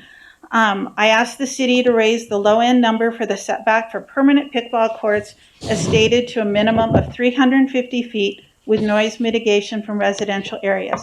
This is consistent with the minimum setback of 350 feet that is set for temporary courts as written in the ordinance, and also consistent with the City of Denver's website guidelines. This was addressed by the zoning and planning commissioners last week to add as an amendment to the ordinance they sent on to you, but due to uncertainty or confusion on how to do this, it was decided this would be added as comments addressed to you guys, the council, instead. It doesn't make sense as to why there are different setback amounts for permanent and temporary courts, as permanent courts have a greater effect on the community and should be removed at least as far back from the neighborhoods as the temporary courts. So in conclusion, please revise the ordinance for the development of permanent outdoor pickleball courts to a minimum setback of 350 feet. 350 feet with noise mitigation is a more acceptable distance. With this change, you're also likely to have less noise complaints that would need further attention. As you write in your proposed ordinance, neighborhoods matter. You are a part of our neighborhood. Please switch places with us, at least right now in your mind, and put yourselves in our position. How would you feel if any development with this noise impact was approved right beyond your backyard fence line? And it sounds like the barriers can actually come closer than 100 feet to our fence line. Noise mitigation can only do so much. Please let us matter on this issue. Number 10. Thank you very much.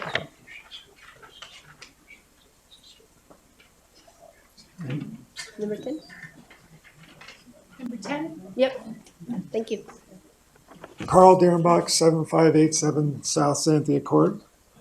I 100% support the proposed ordinance and urge you to pass it. I live in Willow Creek with my wife and 3 boys. Our home is about 160 feet from 2 tennis courts, on which our HOA arbitrarily and without a vote installed pickleball lines on a tennis court for 4 pickleball courts. Since the pickleball lines were added, our enjoyment of our property has steadily declined as more and more people use the courts for pickleball. I didn't buy a house next to a pickleball court, it moved next to us. Outside our home is also a volleyball court, walking path, community pool, and a playground. In the 12 years prior to pickleball, I can recall maybe a couple of times where the noise from these features disturbed our peace. But pickleball is an entirely different animal. Excuse me. We don't hear the people talking or yelling or laughing, but we do hear the paddles strike the balls. It is distinctive and far more disturbing than any other sound we have ever encountered in our home. My whole family has been awoken by sounds of paddles striking balls. Numerous times we have chosen not to eat lunch or dinner on our deck because of loud pickleball noises. We have had to close our windows while watching TV to lessen the impact of pickleball noises. I feel my home value is reduced. I know it's not a calibrated meter, but my phone has measured noise peaks over 65 decibels on my deck.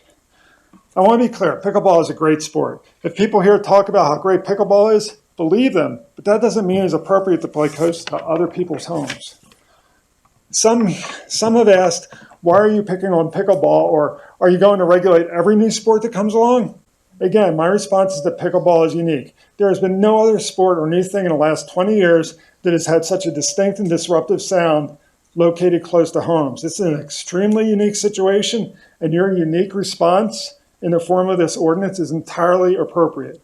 Just like forbidding retail establishments, bars, or farm animals from residential neighborhoods, the ordinance will prevent one group of people from using land in such a manner as to drastically diminish the enjoyment of other people living in their immediate surroundings. In sum, this is about whether people should be subjected to the significant nuisance from the highly intrusive noises generated by pickleball while in their homes, and also be subjected to the accompanied drop in home values. The burden of pickleball is not shared evenly by communities. It is thrust upon a few homeowners close to the courts, while people who are unaffected by the negative aspects of pickleball remain oblivious to their play. The pickleballers get to come into a quiet section of a neighborhood, play their game, create a nuisance, disturb the peace, and then leave and go back to their nuisance-free homes. That is not a formula for livable, cohesive communities. That is why I 100% agree with and support the proposed ordinance. Thank you. Thank you very much. Mayor, point of clarification. Sure. May I ask Daryl, forgive me. Carl. Carl, I didn't get your first name either. Can you tell me what neighborhood you live in? Willow Creek. Willow Creek, thank you. Thank you very much. Number 11.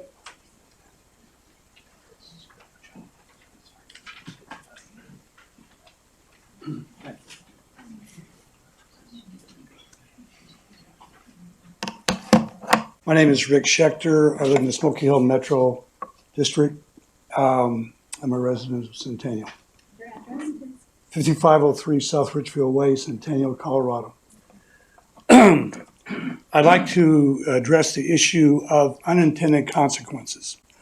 I belong to a generation that was the last generation that was drafted, served in the military, and saw what happened when government made mistakes, serious mistakes. And I see that this regulation that it's come up has a number of flaws in it. The first thing to point out to you is a decibel level. Does that mean that people playing pickleball will not be able to talk? Okay? I can see unintended consequences. Next thing's going to come up is basketball. You're going to have to get teenagers to stop making conversation because that decibel level, even though it's conversational level, is above that 47 decibel level that this group, this commissioner's group has. Let me also talk to about my generation. Unfortunately, what we have learned is that what is planned doesn't always turn out in terms of reality. I would suggest that this commission start putting people of my generation who would bring up things that they never think of. Ombudsman, as in Sweden, to where the 5 people who voted for it might think twice about what they have chosen. So, unintended consequences are a primary thing to consider. It is better not to pass bad legislation than try to enforce misguided legislation. You're opening up a can of worms. Like I said, where's the next complaint going to come on the noise issue? We live part-time in South Carolina. You want to talk about noise? We had road noise of 85 decibels all the time. So when we complained to the local government there, nothing was done. You're going to get complaints out the wazoo, and you're going to have all kinds of problems deciding what you enforce, what you not enforce. I repeat again, bad legislation is worse than, having no legislation is better than having bad legislation. This report is flawed. Better to reject it than to accept parts of it. Thank you. Thank you. Number 12.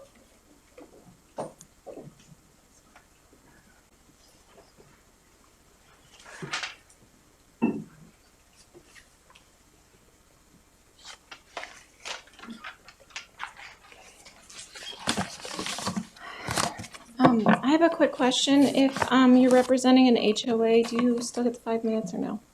We're just doing. Got it. Okay. I'll keep it short. So try. My name is Maggie Doida. I live in the Mira Vista neighborhood. I'm within the range in which the proposed pickleball courts at Lifetime on the soccer fields that would affect my neighborhood as well. So, and my address is 7681 South Grape Street. I have been going over so much information. For some reason, I'm not sleeping at night because I'm so concerned about this. It's not going to affect my family and I as much. We're younger, we've got kids, they're kind of loud. And we're not as close as some of our neighbors are. On a personal level, I feel sad and I feel disheartened by the amount of pushback and it's not clear, the information that has been presented to you in favor of pickleball courts within 150 feet. I feel like data has not been addressed that has been printed up in this lovely 76-page document that addresses many more things than what the slideshow represented. I think the decibel level that they have conveniently chosen, because it's just a nice number, does not include the frequency, the duration. The physiological effects are all in this document. And I really hope that everybody had a chance. I'm not sure if everybody was given this document, but I sure hope that everybody was able to read it. It's so long. And some of the formulas are really confusing. And I'm a teacher and I try to figure things like that out to help my kids. Because I just am a special ed teacher and I go in there and I'm like, okay, I'm going to figure this out. That was really confusing. But I can say that I don't feel like the 47 decibel level is anywhere near related to the effect that it's going to have on the homeowners. I am speaking on a personal level because I feel sad for the people that aren't here and the people that may have sent an email or the people that are discouraged and just don't quite have the means or the competence or confidence to come here and present to you guys to say, this is really affecting my life. We have heard from a few people that live really close. And it's disheartening to hear that people feel and have presented this big joke. It's like a war on pickleball. And I saw it on 9 News today. It was even cynical. It was very cynical, the guy presenting. And if you live in that neighborhood and if you have hearing problems, if you have hearing aids, I know for a fact my father-in-law couldn't hear when there was background noise going on. So this is a whole new gamut of issues that hasn't even been brought up. There's just so many issues that, the slideshow even. Hi, my name is Julie Abels. I live at 7505 East Jamison Drive in Willow Creek in Centennial. I'd like to share a few significant points to compel you to find an equitable compromise to the issue of outdoor pickleball courts. Recent CDC studies have found that social isolation significantly increased a person's risk of premature death from all causes, a risk that rivals those of smoking, obesity, and physical inactivity. Social isolation was associated with about 50% increased risk of dementia. Poor social relationships characterized by social isolation or loneliness are associated with a 29% increased risk of heart disease and a 32% increase of risk of stroke. Loneliness was associated with higher rates of depression, anxiety, and suicide. In my neighborhood alone, we have dozens and dozens of people between the ages of 55 and 87 playing pickleball on a regular basis. In addition to creating this outstanding opportunity to socialize on the courts, many players have formed new friendships, social clubs, dinner clubs, nights out, game nights, and are even traveling together. Do not take this social outlet from us. Second, as a realtor with Coldwell Banker, I can tell you firsthand that neighborhoods with outdoor pickleball courts are in high demand. Use of community courts for pickleball are a significant selling point, helping us to keep our property values high. And I shudder to think about the possible ramifications of homeowners who have recently chosen to buy a home in a neighborhood because of this amenity and now have it taken away. Third, if the reason behind this movement to ban outdoor pickleball play is because of the annoying sound, does this mean that soon neighborhood swim meets, lawn mowing, soccer games, sport whistles, children on playgrounds will be banned as well? For existing pickleball courts, would it not make more sense to find an equitable compromise that will enable all of us to enjoy our communities. Thank you. Thank you very much. Number 14, please.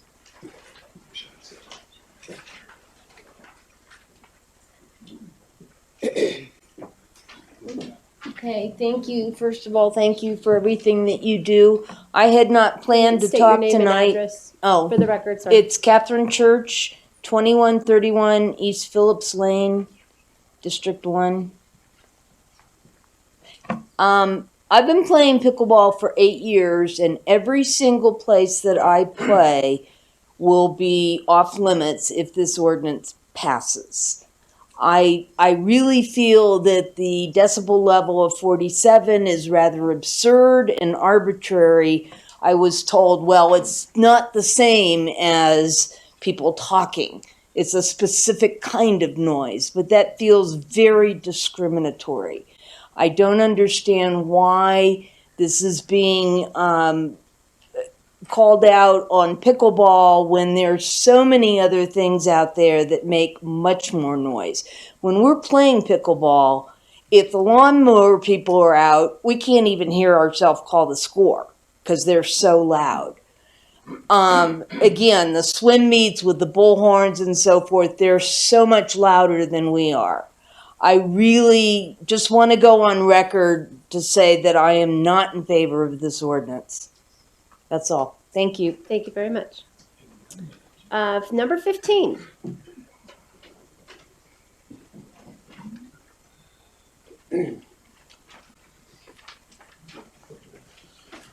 My name is Bill Carlson. I'm at 7284 South Jasmine Court in the Homestead in the Willows HOA.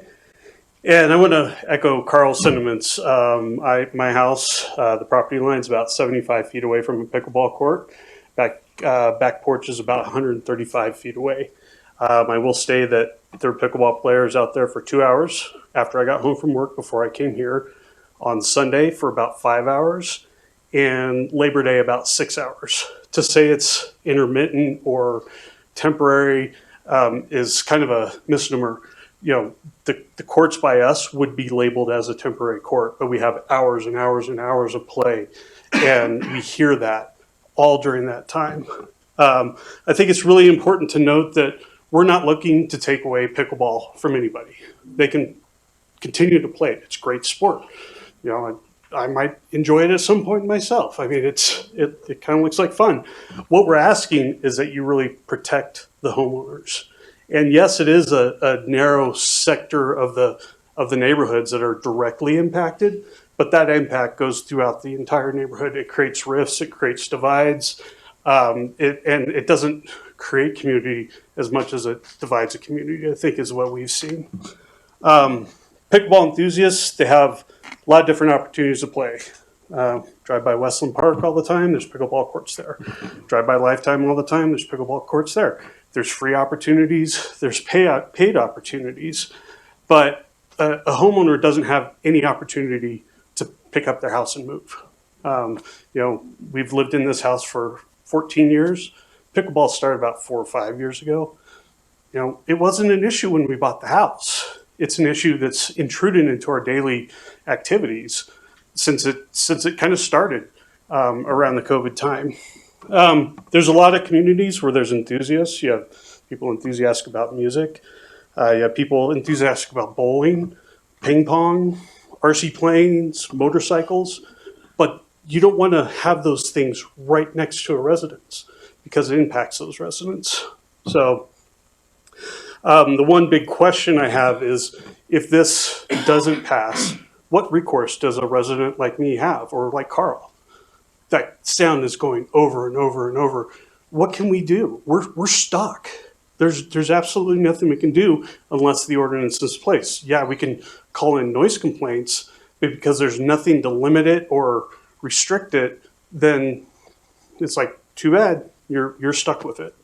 And ultimately, I really think it's an argument of convenience for the pickleball players. Yeah, it's really convenient to go to the court in your neighborhood, but does that protect the people who have invested in the neighborhoods, who've bought in those neighborhoods? And And coming down to the industry itself, they will make changes eventually, but they haven't right now. So when they do, we can come back and revisit this. Thank you. Thank you very much. Number 16.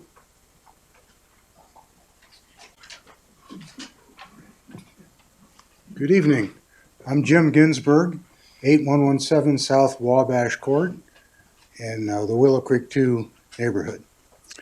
And I've been playing pickleball for a while. I've been an athlete in various sports, and as the age creeps up to you, you got to find something else. Pickleball has become my passion. And part of the reason that it's growing so fast is the people you play with, and you can tell from the passion shared here and the enthusiasm and the clear thinking about it. It really is quite addictive. I thank you, the council people and the mayor who have responded to my letter and the points I made there. And several of the issues that I raised there have been addressed already, so I won't reiterate them. I will on the decibel level, because I think the 55 kind of noise level during the daytime, I don't know how you differentiate whether your 47 is coming from pickleball or from street noise or anything else. I do empathize with those who live in the neighborhoods that are close to the pickleball courts. We get a lot of sound, kids swimming, all kinds of things like that, and I accept it because it's part of the neighborhood and it's part of the socialization. I'm blessed to be able to play a sport that I enjoy so much and that keeps me healthy. Thank you. Thank you very much. And number 17.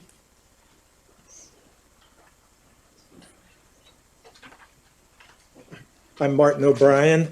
I live in 7827 South Forest Street in Heritage Greens, and I'm about a quarter of a mile from the wall or the separation between Lifetime Fitness and our neighborhood. My main concern is the pickleball courts proposed at Lifetime Fitness. I think the 100 feet barrier is ridiculous. The sound of pickleball has been described as intrusive, and intrusive to me means that it is irritating. A constant irritating sound for any number of hours would be terrible. I don't think nobody has addressed whether this 47 decibel sound, does that make it less intrusive? Does that make it less irritating? I think not. I don't live as close to the courts as some of my neighbors do, but I said I'm a quarter mile away. I can hear the swimming pool in the summer.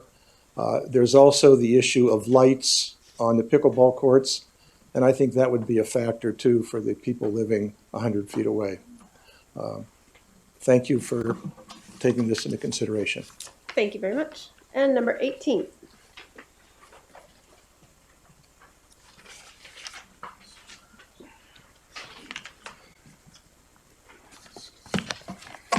Good evening. I'm Bennett Rutledge. I live at 4264 East Maplewood Way here in Centennial.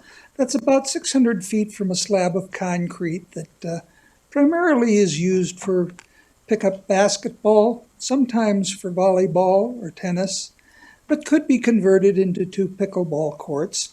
And for the record, I find the bing of a baseball against a metal bat very annoying.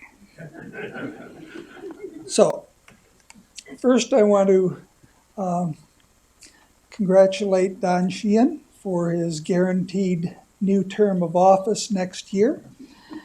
And I'm going to be speaking to Article 7 of the Home Rule Charter of Centennial.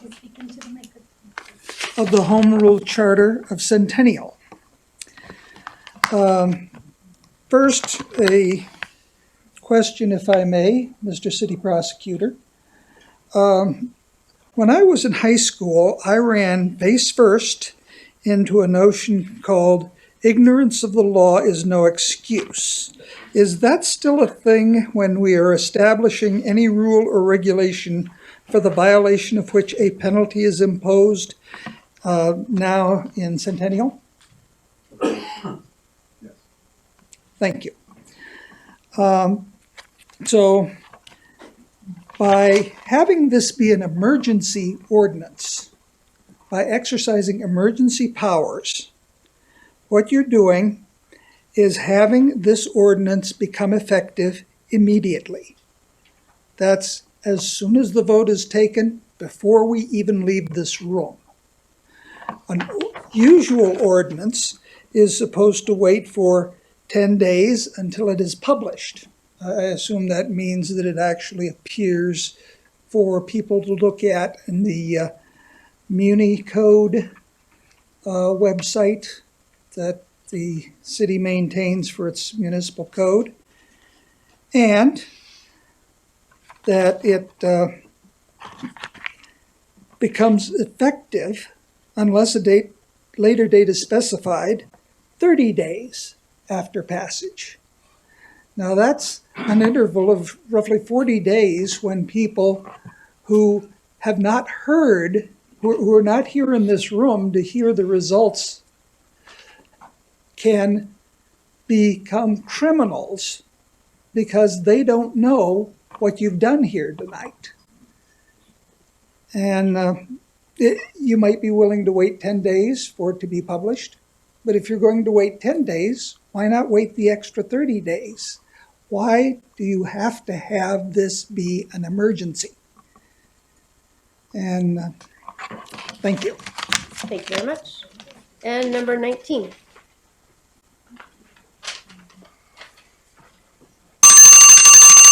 Hi, I'm Rick Burney, 5755 South Kittredge Court, Spiny Creek. I'm a nationally ranked pickleball player. I've been playing for about 3 or 4 years. But let's get to the proposal. To kind of weigh in on that, the emergency thing, where's the data that shows how many complaints you've had that forced this to be an emergency resolution? You haven't shown that. There is no data. There are certainly complaints, but show me the data. Well, that's what drives these kind of procedures. Pickleball is noisy, but you haven't defined what the noise is. Pickleball is noisy because people are having fun. And the people, we get into big, long rallies, and yeah, there's a lot of ball noise, but when we end a rally with a good shot, it's a lot of good congratulations go around. So are you regulating us? Is that 47 for us, or is it for the paddle noise? You haven't defined that, and so you need to define that. So the resolution is flawed. 47 is overkill. We've already talked about that. How many homeowners are going to like to have, per your suggestion, per your question there? So we're going to put a 10-foot fence now between them and the park that they used to have. You probably won't do that, but you certainly could, or it could be 20 feet. So they're going to be mad because now they lost their view. And is that what you want to do with this proposal? That's what's going to happen. And my property value is going to go down if you don't allow me to play on my pickleball court. That's one of the reasons why people move into our neighborhood. We've built some really nice pickleball courts. If you close them, my property values are going to go down. And this is a Chicken Little approach to this problem. Thank you. Is there a number 20? So we didn't have a 20. So is there anyone else in the audience who wishes to address us for this matter this evening during public comment? All right, seeing none, I'll close the public comment portion of the hearing, and we will go back to our staff and council questions. I would ask that council try to keep from deliberating, keep your questions going first to make sure that you can address the things that were brought up by the public. I also want to make sure that the public knows Ms. Lacambra, can you clarify just what time did we have to cut off trying to get public comment to all of us in this tonight? So that was printed at 4:30. I had been receiving those all day, but if anything came in after 4:30, it wouldn't have been part of that. Okay, so I just want, I think all of us have been trying to keep up with our emails going all day. I just want everyone to know that we do have the information, but I would say even for myself, if you emailed me in the last 2 hours or the last probably 4 hours, I've been working, and so I have not been able to review any of those, but we've tried to do our best to make sure that the public comments that we received have been presented to City Council, and that we've all been keeping up as we go along. So just so that the public is aware. I thank you to the public out here. We appreciate the fact that we have very civil conversations here at our council chambers, and you guys did not disappoint. So thank you very much for being very gracious and polite in your comments. With that, I will turn it over to Mr. Marciniak and allow for council to start asking questions. Mr. Marcin? Sure. If council's amenable to it, would like to cover a few items that were brought up under public comment, just so we can get a bit of clarification there. I'll try to take a few of these, and then I may defer over to our noise consultant, Dr. Lance Willis, for a few of these. So let me tick off a couple of easy ones. So equipment changes was brought up. At this time, our understanding is that green list, I believe it's called, equipment, which is slightly lower, maybe not the quietest, of everything available, including a quieter ball. Those are regularly used, except for the super quiet ball. Our understanding is that ball changes the game. Maybe it's not as fun, not as competitive. Not sure exactly, but at this time, equipment is not being used as a mitigation measure. If and when certain types of equipment becomes more commonly used, more reliable, it could be worked in as a mitigation measure when certain equipment is only allowed. But right now, there's really not a viable way for the city to be policing what type of equipment is being used. You'd be on a bit of the honor system there. So that's why it's not part of the ordinance as presented tonight. The question came up multiple times: what is the difference between a temporary and a permanent court? Why are we spacing those differently? And simply, it's that permanent courts require permitting. They require an assessment. They require, in many cases, depending on the setback, mitigation. So that's why they are allowed to be closer, is because they are being mitigated to that 47 decibel level, as opposed to a temporary court, which requires no mitigation whatsoever to establish. So there's fewer variables there with the permanent courts, because we're solving for many of them in terms of the noise that they will produce. The 47 number that we've landed on, and I may call on Dr. Willis to jump here in a moment, but does the 47 make it less intrusive? Absolutely. As I said, most city standards that we see are regulating for that noise. I'm going to call it the noise sensitivity level, where you start to get annoyed by certain sounds that start around that 50 or even at the 55 decibel level if it's during the weekday daytime. We've got less annoyance at those times on here. So we're solving for that 50, which is generally accepted as being, I'm going to call it livable, which you start to introduce some annoyance, and we've taken a step below that, again, to add that additional protection. So will it be less annoying? Absolutely. Less annoying than 50, less annoying than 55, or some of these. So I'm going to ask Dr. Willis to jump in here to talk about, can the 47 decibel level be achieved, and provide a bit of context on is it mitigating the background noises that come along with pickleball? Is it mitigating the traffic noise that is in the area, or just specify what noise is actually being mitigated during that process?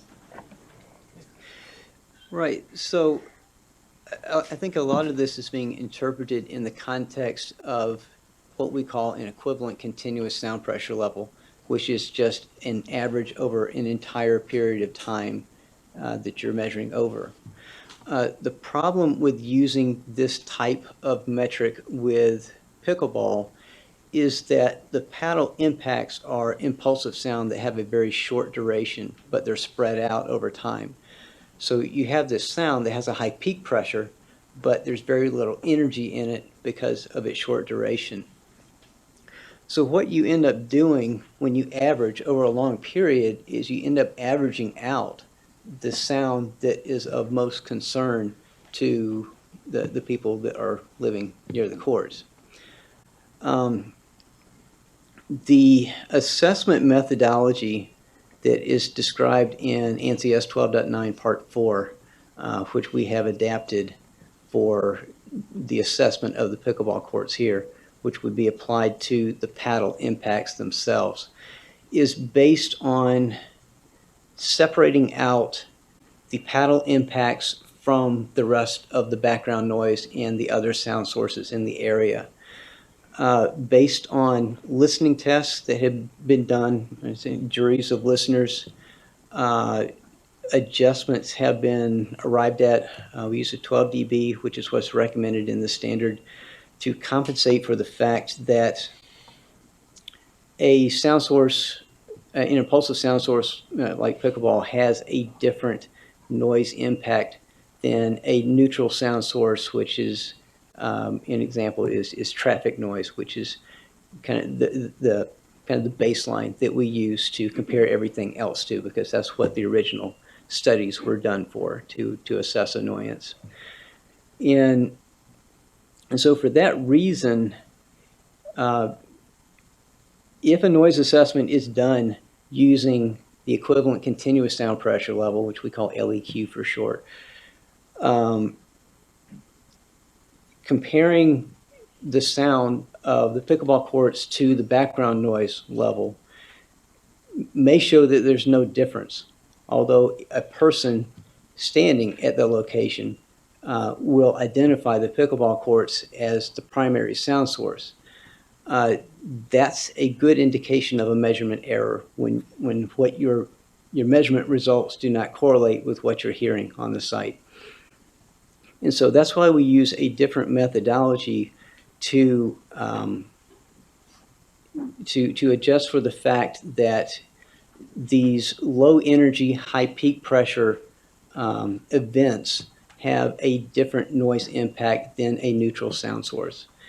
And because we're analyzing it in this way, separating out the paddle impacts from the rest of the sound, we can actually, sometimes end up with sound pressure levels, adjusted sound pressure levels that are below the background noise level. So a couple more questions, if I can, for Dr. Willis. With the 100-foot distance, with the setbacks that we've outlined for permanent courts, is it possible to achieve 47 decibels in all situations? No, the 100-foot setback is kind of an exceptional situation. Most sites will not be able to meet the 47 dBA sound pressure level limit just due to the characteristics of that site. Some sites are favorable for containing the sound within their own space, and that may facilitate placing pickleball courts closer to residences. But that's, particularly when you're talking about that range between 100 and 150 feet, that's going to be the exception, not the norm. Mayor, I'll pause there and I would let you take questions. I would guess that there's a number of questions about that. So just gonna let everybody go. So with that, we'll start out with Mayor Pro Tem Hope. Thank you, Mayor. I have negative questions right now. So, okay, did I hear you right that in some cases the striking of the ball against the paddle would be less than the surrounding noise? Did I hear that correctly? It is, it is two different things that we're looking at here. The standard that we're using is an assessment of annoyance, not simply loudness. What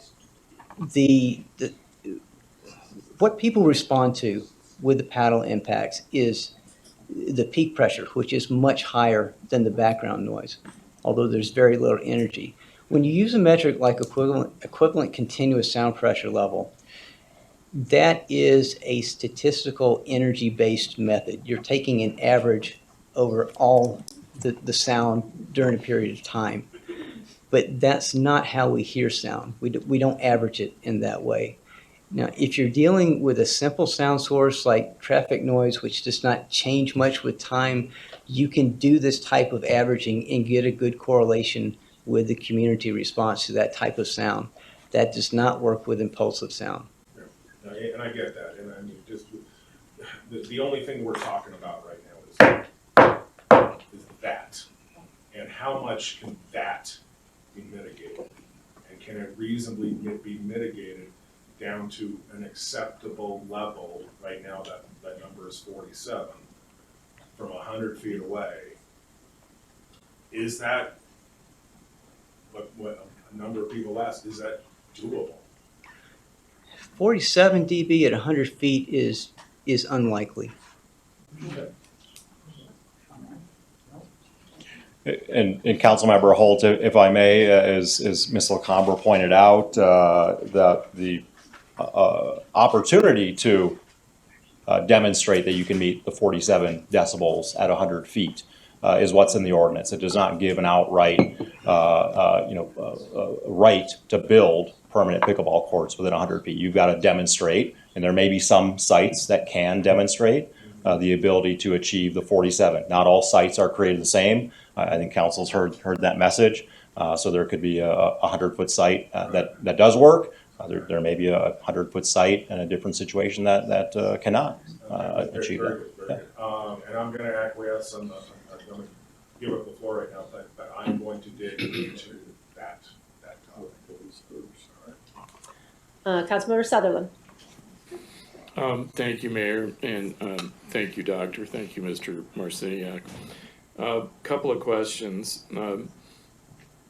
You indicated that achieving the 47 decibel level at 100 feet is unlikely. Is that with or without mitigation? With mitigation. With mitigation, okay. My next question diverts a little bit. I'm interested in the what you've described as impulsive sound. You used a description P paddle or P sound, which is different than background conversation. Can you refresh my memory on that term? The striking of the paddle is different than talking.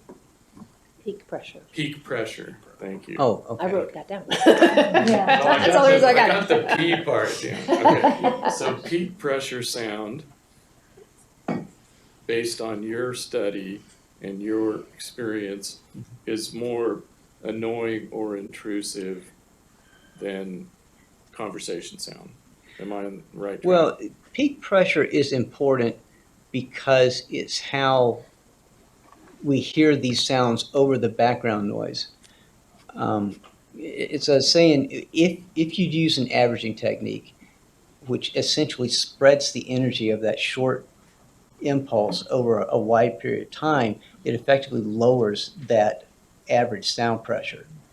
to the point where you can't distinguish it from the background noise. However, if you're listening to that paddle impact, because the peak pressure is so much higher than the background, it is clearly distinguishable. Okay, thank you. One more, please. So the sound of a tennis ball or the sound of a basketball, is that peak pressure sound similar to the paddle striking? Well, any sound will have a peak pressure. Because we've had public comment about, well, you know, what's next? I mean, regulating basketball courts, regulating, you know, tennis courts, but basketball was specifically mentioned. So decibel level appropriate for basketball, is that equivalent to pickleball paddle sound? Well, what we have prepared here is specifically for pickleball. Have you prepared any studies for basketball or other sports? The ting-ting of the baseball. Right. Yeah. What I can tell you from my experience working in this field is that noise complaints, when we are asked to consult for other sports, is very rare. Basketball is something that comes up occasionally. We don't do much with it because it never seems to progress further than in initial contact. We have never been asked to consult on a tennis court. Okay, thank you. And Councilmember Sheehan. Thank you, Mayor. What's the impact of multiple pickleball courts? Regardless of distance, you can mitigate and setback for one. If I go to 2 courts or 4 courts or whatever, does that increase that impulsive sound by a factor of 2 or 4? Right. Well, when you talk about increasing the number of courts, what you're really talking about is increasing the amount of sound power produced. When you double the number of sound sources, assuming these are identical, you will double the sound power. That equates to a 3 dB increase in the total sound power coming from the site.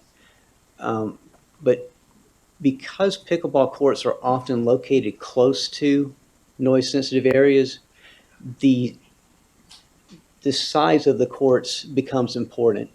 A group of pickleball courts is a distribution of sound source. It takes up physical space. It's not sound radiating from one point. It goes over the entire area of those courts. So when you have houses close by, they are mostly affected by the courts that are closest to them, just because of the distance to the further courts. Thank you. Councilmember Austin. Thank you, Mayor. And Dr. Willis, thank you for your 77-page report. I complimented you on it when I first received it. So it's an honor to be able to tell you thank you in person. On page 9 of your report, you talk about the effects of noise annoyance. Some of the things listed here regarding low environmental sound levels include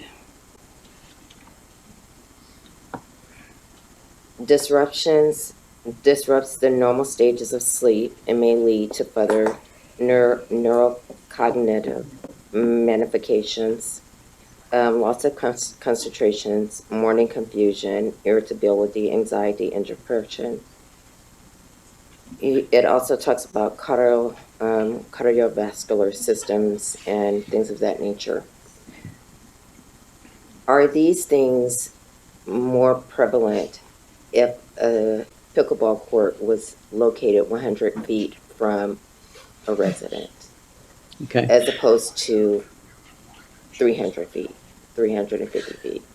Okay. Well, I have to preface my answer by saying that I'm not a medical doctor, and I'm quoting from World Health Organization documents that are referencing, studies, clinical studies that have been done identifying these symptoms and associating them with noise.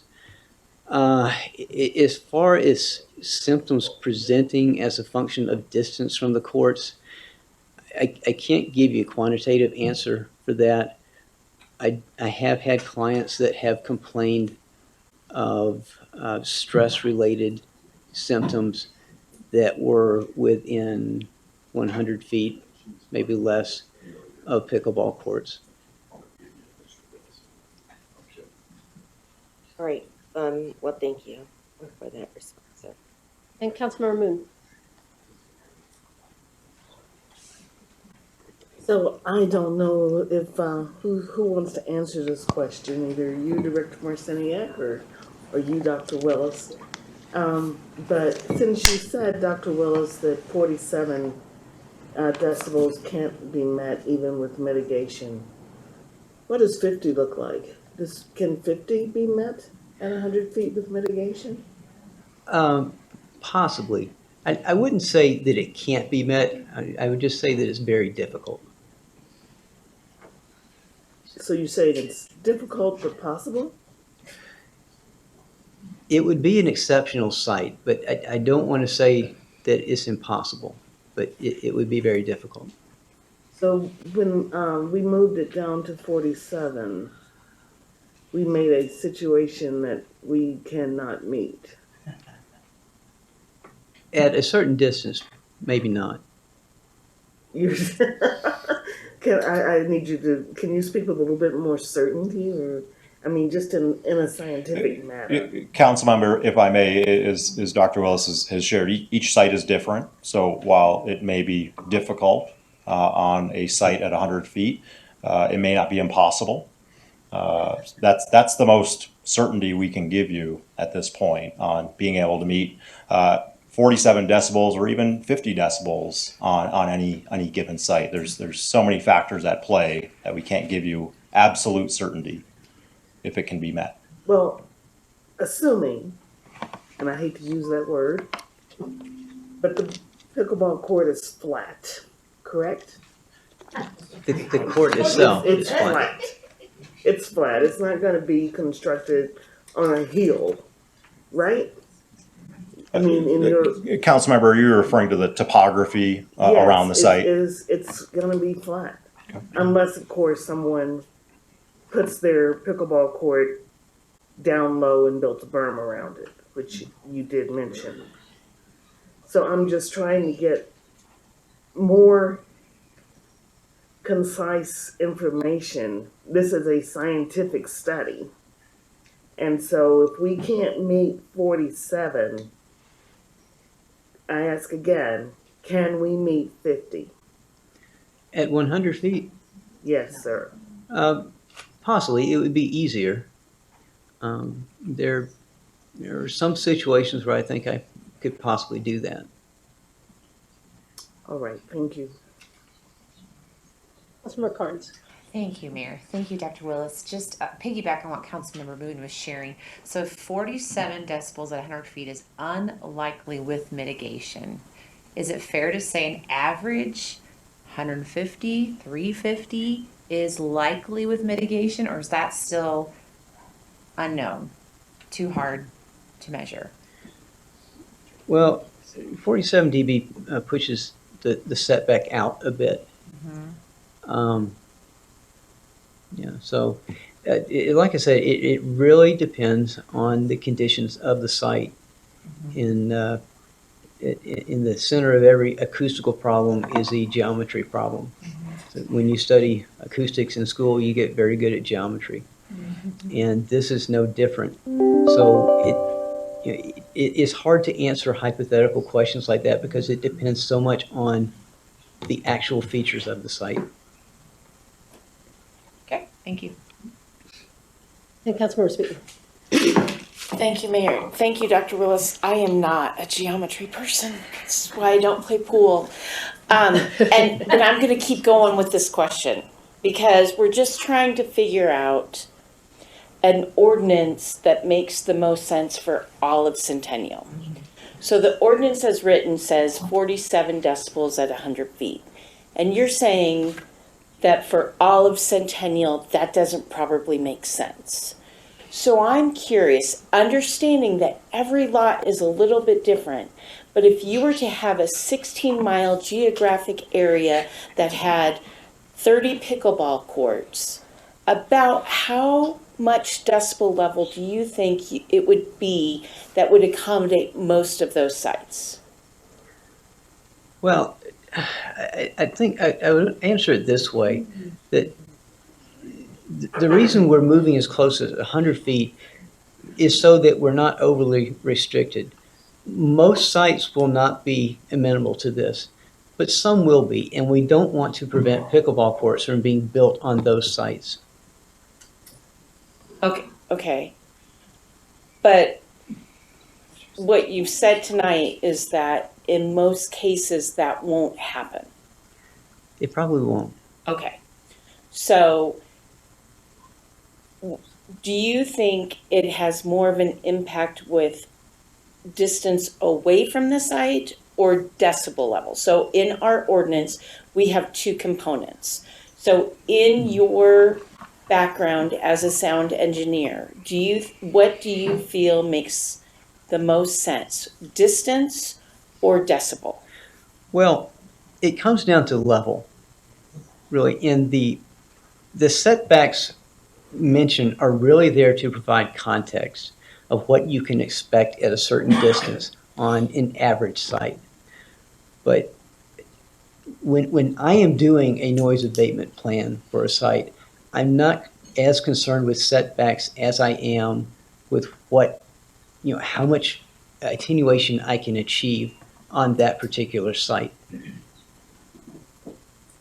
Okay. Thank you, Dr. Willis. Appreciate your help. I've got a couple of questions. So I think one of the things I heard from the public comment and the concern is that it's hard to wrap your head around what will the people in the residences near a court that is mitigated, what will they hear? Because if 47 is very quiet, I think people were left with the impression that you'll hear the crickets chirping in your backyard, like you'll have this peace. But my understanding is it's more that it's the specific pickleball noise that is going to be gone because the general noise in the area will still be there. Am I understanding that properly?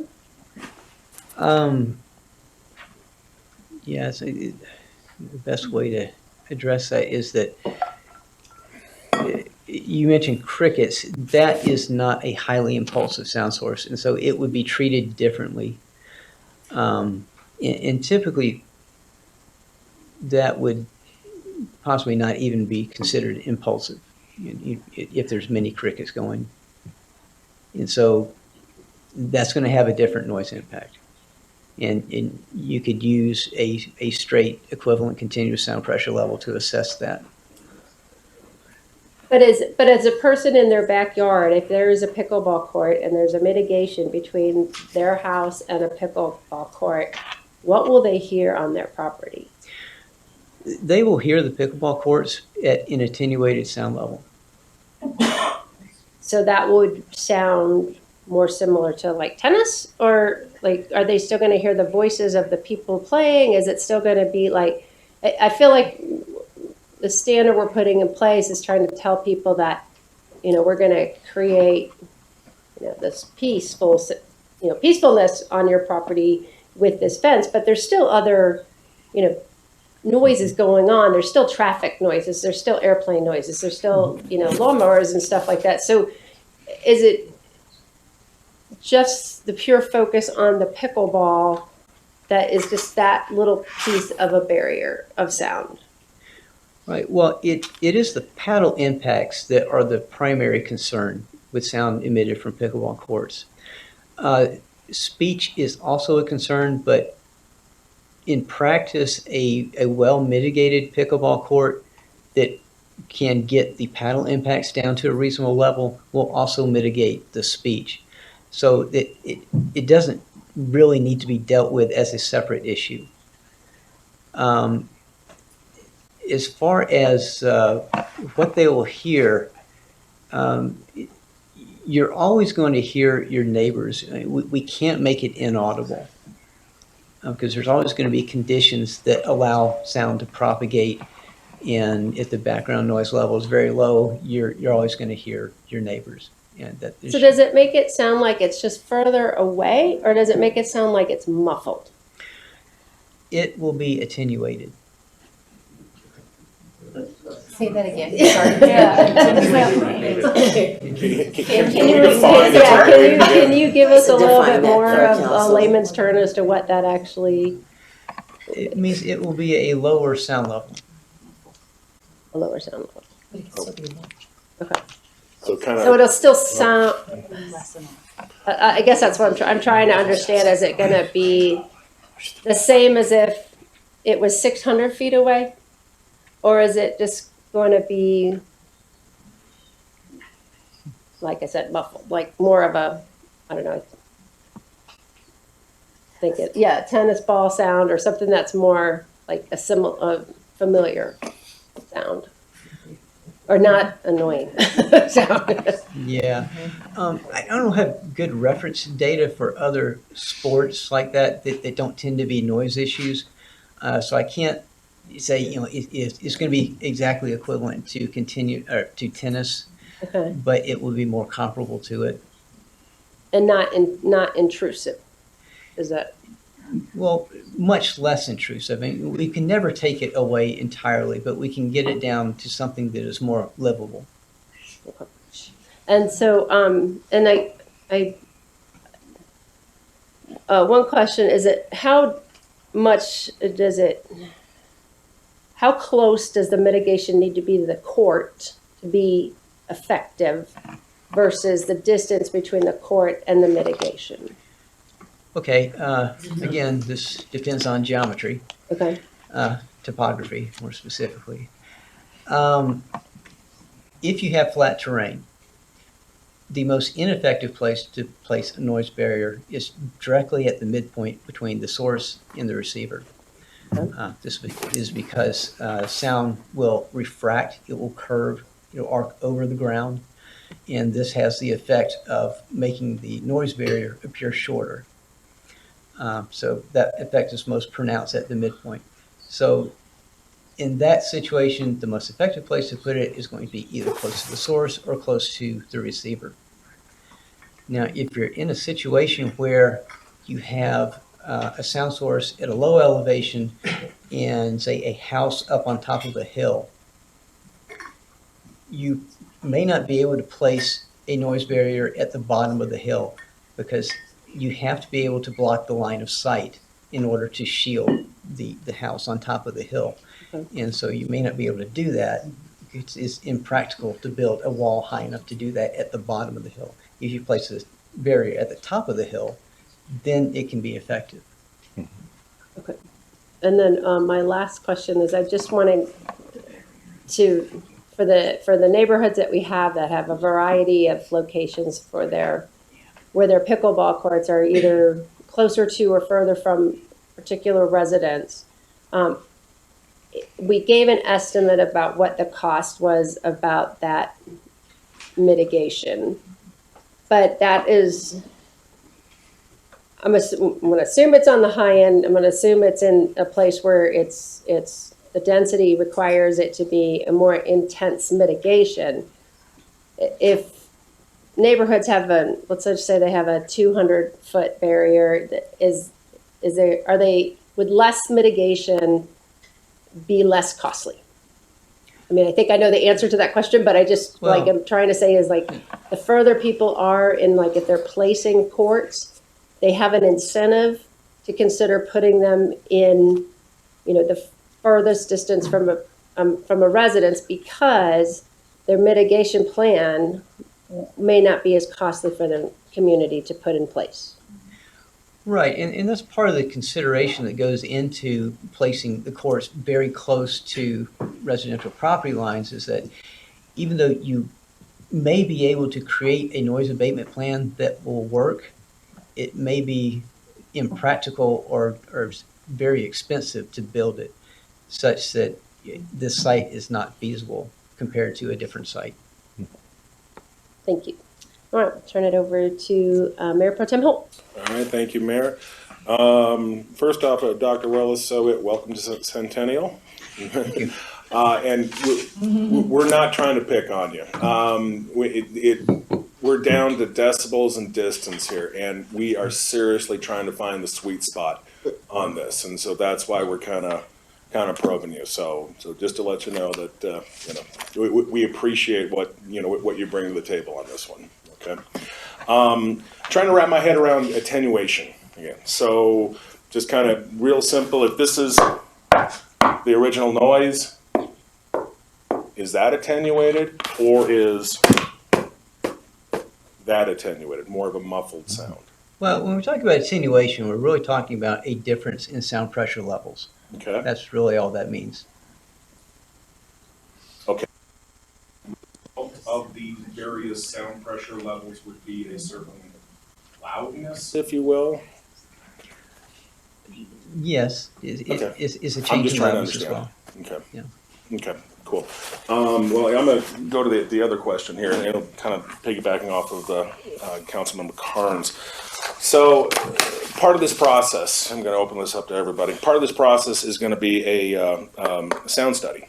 All right. So I'm an HOA, and I'm in Fox Ridge, and I paid you my $2,000 to $3,000.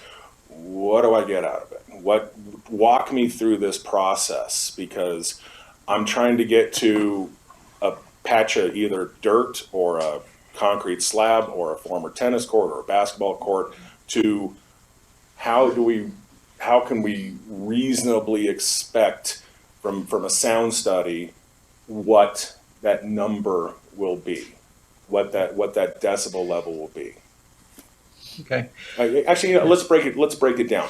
First off, what do you do? What are you going to do for me? Okay. So it depends on the site in part, in what you need. We already have a lot of data on pickleball courts. So if the site is fairly simple, we may not need to measure. We can use the data that we have to place sound sources on that court and create an acoustical model using an ISO 9613 method of assessing sound propagation outdoors. Okay. All right. Cool. So completely forgot my my question on the ISO level there, but so what would be an example of a simple one that you don't even need to visit? You got previous data. What would that site kind of look like? Can you kind of paint us a picture? Well, yeah, it's mainly a simple topography where it is fairly flat, or there are clearly defined features that we can include easily. Some examples that we may want to verify the way the sound propagates over a certain ground could include water, because that's a little harder to predict. Okay. And so just kind of ratcheting up, what would be a more difficult site that you would have to look at? What would be some features on the site that you're kind of going, oh, wait a minute? Yeah, it's probably going to be a site with a complex ground that has topography that is changing rapidly, so that it's not. The ISO 9613 model is based on, it doesn't necessarily have to be level ground, but it needs to be more or less flat. It can be the side of a hill, but as long as it's kind of a steady slope, that model works well. If it's something like, in some cases, a golf course that has had a lot of sculpting in the terrain, that can provide a little uncertainty. There's also things like particularly in a dry environment like this where you have lawns or greens on a golf course that are regularly irrigated, that can create a region of evaporative cooling close to the ground. And so you get a temperature stratification. So you have cool air near the ground, warm air above the ground. Sound travels faster in warmer air. That creates refraction. So that can cause sound to go, essentially to carry further than it would normally. Okay. This is the same type of effect you see over water as well.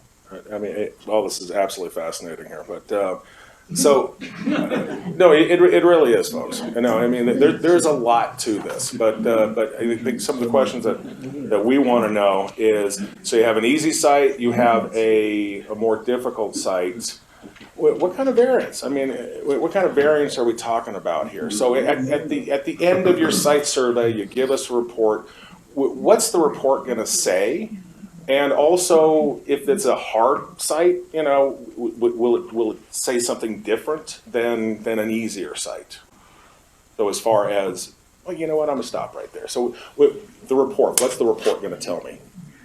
Well, it's going to include an assessment of what the noise impact is going to be according to the NCS 12.9 Part 4 standard. And based on that, since we will get a number for an adjusted sound pressure level, that will tell us how much mitigation is needed. And so then we will proceed to create a noise abatement plan that provides the required amount of abatement. Okay.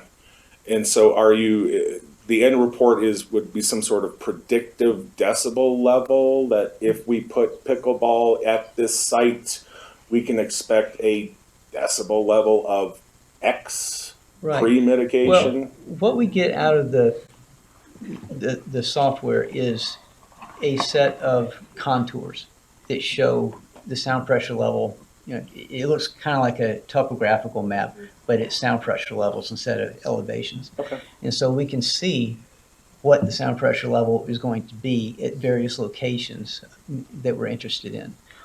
We can also do field points and get specific numbers at specific locations and in different elevations.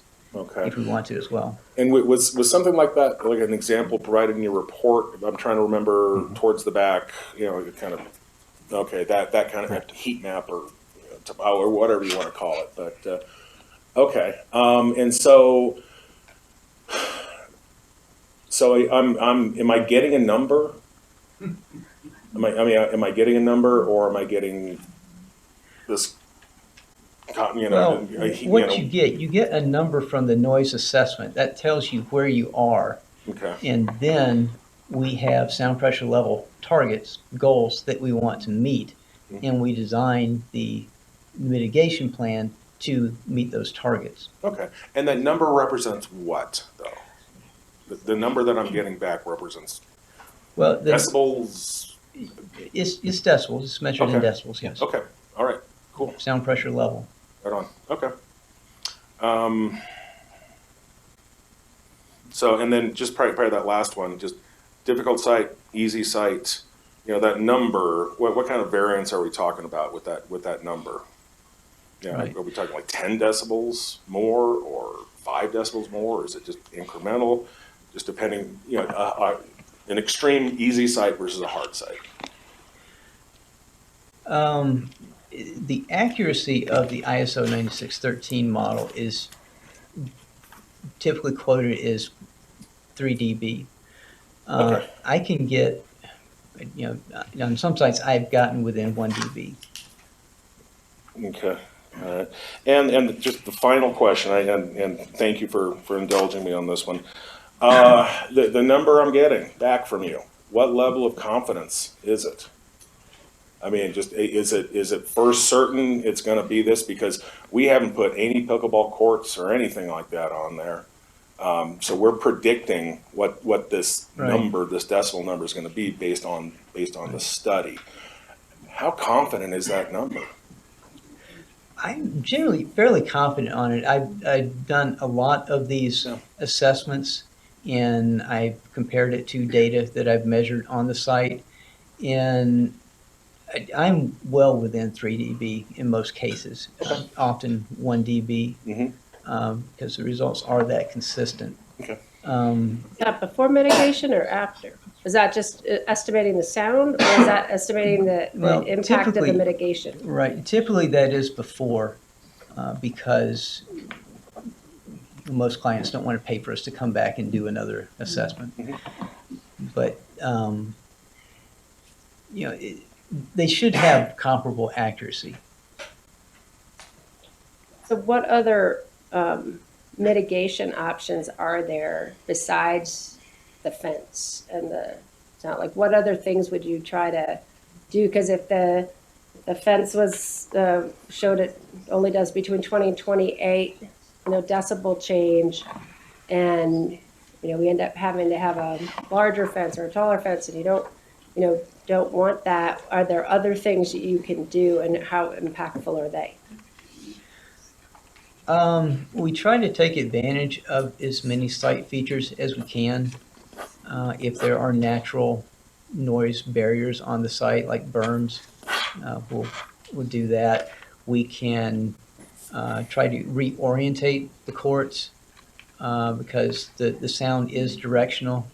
It tends to go more in the direction of play than to the sides. So if there is a particular noise-sensitive area that we're concerned about that's closer, we can try to orient the court so that the weak side of the radiation is facing that. Next question is from Councilmember Sutherland. Thank you. I've got just a couple of questions. First, for Dr. Willis, is there a certain ratio of distance to a court? I'm not a scientist. You could probably tell that. Okay. The further away from a pickleball court you are, the less sound is going to impact you. Fair statement? In general, yes. Distance.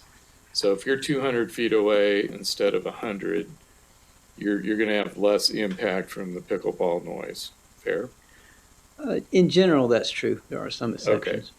So is there a certain progression in the noise the closer you get? I'm trying to look for a ratio here. So if you were to move feet further away, the noise impact be steady, or would it decrease exponentially, or is it linear? Am I making sense? Well, there's a number of factors you have to consider. For a single sound source, sound emanating from a point in a free space with nothing around it, the level will decrease 6 dB every time you double the distance. 6 dB, you said? 6 dB every time the distance doubles. Okay. Now, if there is a ground type, we can have hard grounds and soft grounds. So hard grounds are reflective, soft grounds will absorb some of the sound. That can change the way that sound decreases with distance. But with pickleball courts, you have to remember that you're working with a distribution of multiple sound sources.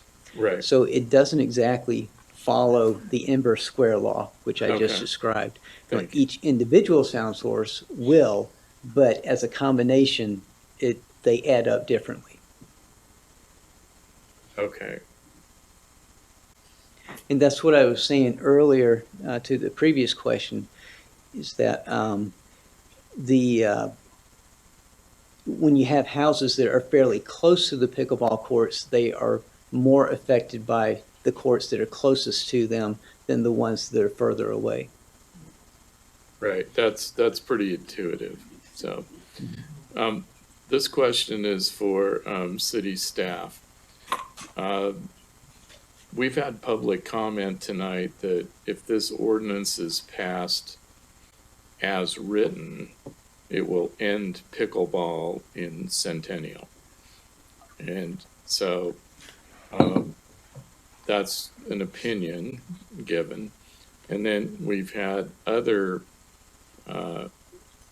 members of the public urge us to simply adopt a 350-foot distance standard no matter what. So we've got two extremes here. My understanding is there's no debate that if there's a 350-foot distance between any residential property line and pickleball courts, none of the sites that were shown on the map in green would ever be able to have pickleball. So we would end pickleball in Centennial if that was the case. Okay. Sure, yeah, a blanket 350 across the city would, whether it be for permanent or temporary or both, would render most of the courts, as you saw by the maps provided by Ms. Lacambra, render most of them to be prohibited, pickleball be prohibited. It'd be done for outdoor pickleball. Okay. So what I'm trying to arrive at is, you know, a sweet spot, to use a sports term, or some kind of a compromise so that we can protect the homeowners who are going to be affected, you know, protect their home, which is one of our values and our goals in our mission statement, our Centennial Comprehensive Plan, and not outlaw pickleball in Centennial. So do you have any data as to whether if there was a 200-foot solid no pickleball permanent courts within 200 feet, would that free up some of those spots on the map so that pickleball could be played there with that distance? I mean, I don't know. I can't tell you definitively the exact number of courts. I can tell you that more courts would be in play than at the 350-foot level. I just not able to quantify that for council at this time. And that's fair. Yeah. We've never, I mean, at 200. At 200 feet, I can't quantify. I mean, we've never asked you to prepare, research that data, but you know, intuitively, it seems to me that the further away you are from a pickleball court, the less impact it's going to have on your life. Okay. You know, aside from any noise studies or, you know, any of these nuances, which I do appreciate, Dr. Willis. I'm not knocking you for that. Okay. That's all I've got. Thanks. Councilmember Alston. Thank you, Mayor.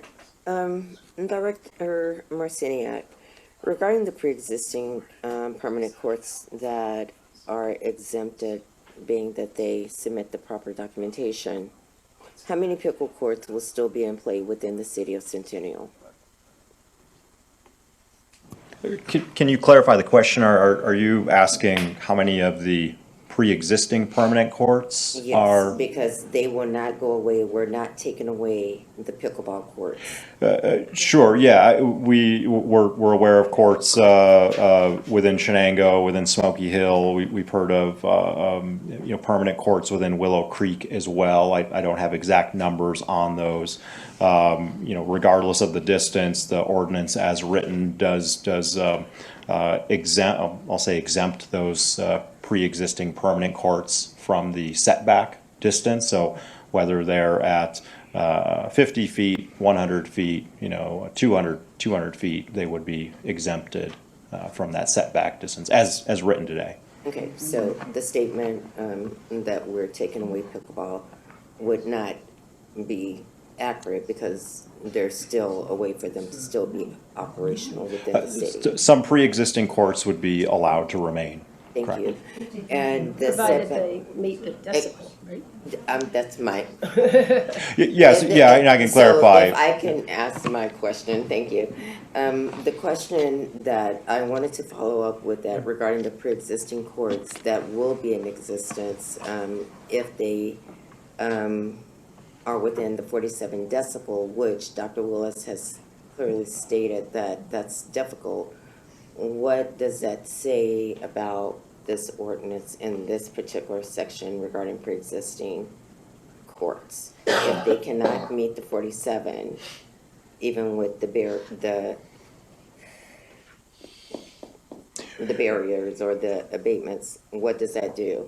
Because it doesn't seem like that's going to be possible for them to meet. Sure, if on the limited exception for pre-existing permanent courts, it reads something along the lines of once the city is in receipt of credible evidence, such as a noise impact assessment, an actual noise study, that those sites are exceeding the 47 decibel limit, they would be required to come into compliance with the 47 decibels, which would require them to go they would require them to go through the pickleball court permitting process that requires a noise impact assessment and a noise mitigation plan to demonstrate that they can meet the 47 decibel limit. If they can't, they can't continue to operate. Thank you. Thank you. That's my question. Thank you. And Councilor, also, my apologies. And also just in reference to the new pickleball courts in the setback of 350 with the permanent, I would be interested also in echoing what Councilmember Sutherland just mentioned regarding maybe what it will look like at 200 if we can get more information, because we don't know what that looks like and how many pickleball courts we could have. Councilmember Mauer. Thank you. Thank you, staff, again. Thank you, Dr. Willis, again. Okay, let's just take this a little further, okay? So, is there not a technology where if you had one of the blankets, for sound barriers, when you do 2 or 3, would that not make a difference? And try to meet that 100 foot, or is there just not, it's just, the way you feel right now that it's not going to meet that unless you've got special circumstances? Okay. So if I understand, you're asking about the sound blankets themselves. Okay, sound blankets are a tool that we use to absorb sound. They may be used in addition to a noise barrier, which blocks sound and also redirects sound. If that redirected sound becomes an additional problem, we don't want to create a new problem, then we will need to look at sound absorption.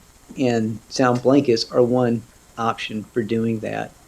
Some sound blankets have an MLV core incorporated into them, so they can work as a noise barrier and a sound absorber.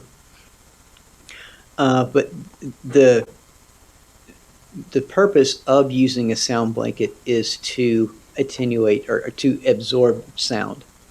And this is done for the purpose of controlling reflections. Thank you. And Councilmember Speedley. Thank you, Mayor. I just have 2 quick questions. Earlier, Mr. Marciniak, you mentioned, or somebody mentioned, Denver, City and County of Denver, and what they're doing for their pickleball courts. The City and County of Denver regulates their own park and rec. The City of Centennial does not, correct? The city does own parks and open space, limited as council's aware. none of those that I'm aware with, programmed active recreational activities such as tennis for pickleball. Okay, and so any ordinance, if the ordinance that is proposed tonight or anything that changes, our park and rec partners, including ourselves, would be responsible to maintain what we decide. So South Suburban is their park and rec district for my district, and so any ordinance that we enact, they would then be responsible for doing, correct? It would apply to those activities within the city. Yes, not all of the district's boundaries outside of the city, right. Obviously. Yep. Exactly, but it's just because somebody said that the city of Denver is doing it but yes, because they own their own parks and rec, but they're Correct. trying to figure out a situation for that. Then the other thing, in Ms. Lacambra's presentation, she talked about the $11,000, rough estimate.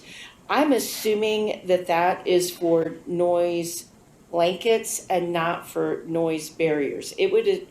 I'm assuming that a noise barrier is going to be much more costly than $11,000. Am I correct in that assumption?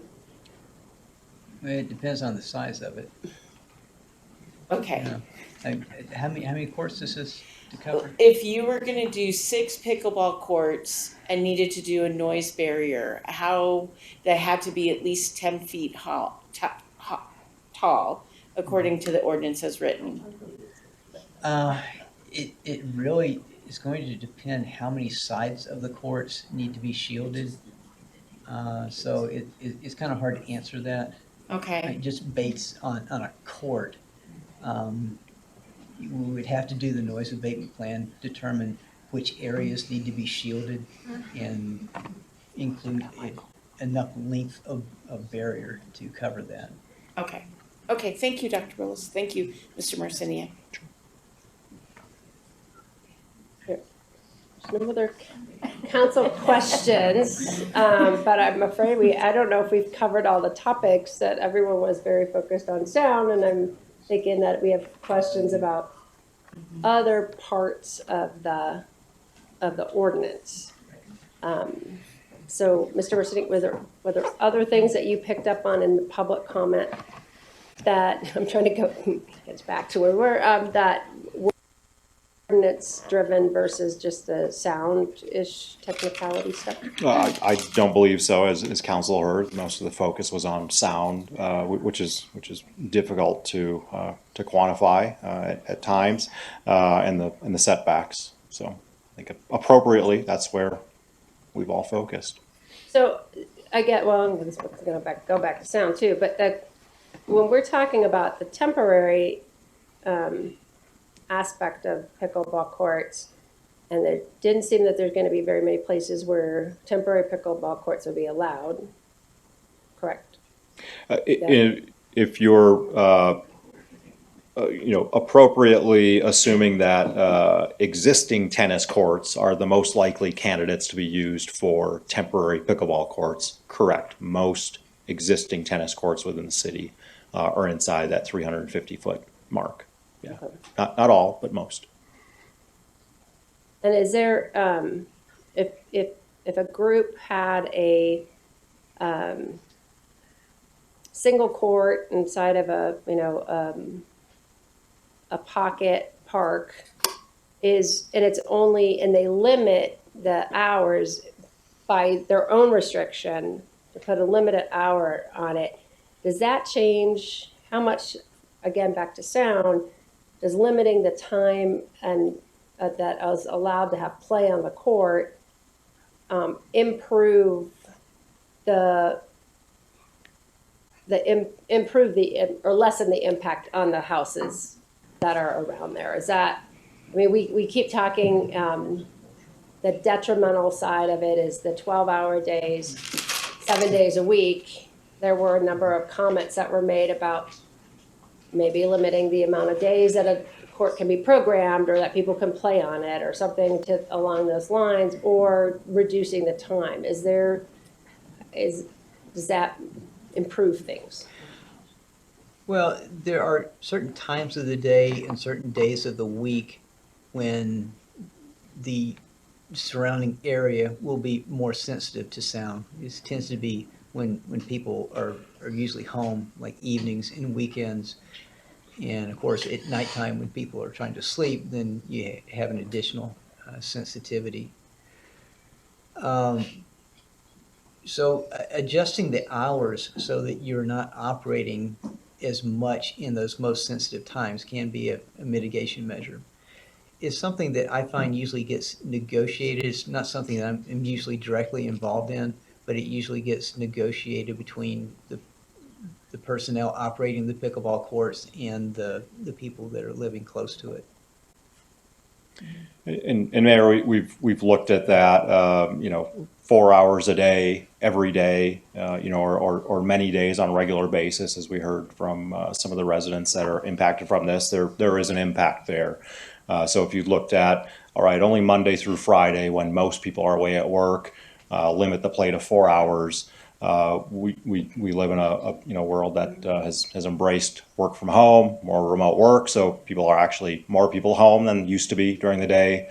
We've got an aging community as well. Retired folks at home during the week as well more. So it was difficult to thread the needle and say, all right, if it's only played this number of hours these days of the week, we're saving everybody, if you will. But neighborhoods could put more restrict. There's nothing that prevents stopping them HOAs from placing more restrictive. But the city's not going to enforce those for the HOA. We would enforce what is in whatever is adopted in the ordinance. Correct.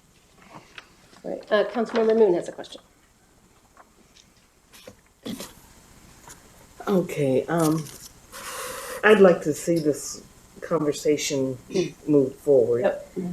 I think we have talked a lot about noise and we have a good understanding. So I would like to have a conversation move forward to discussing changes that could be made in this proposed ordinance based on some of the information we've gleaned from Dr. Willis and information that are concerns that have been presented during public comment. Someone who on council made the comment that, the farther you are away from the pickleball court, the less you're going to be impacted. We've heard several people tonight who live near or in the Lifetime Fitness area over on Grape Street and Mira Vista, Heritage Greens, suggests that we look at a 350 feet for those permanent courts. The reason I'm bringing this up is because we have a very distinct issue going on here in the city. We have permanent courts that are existing. We have temporary courts that already exist, they're existing. And then we have the possibility of future courts. The residents in Mira Vista and Heritage Greens, they are looking at the possibility of future courts.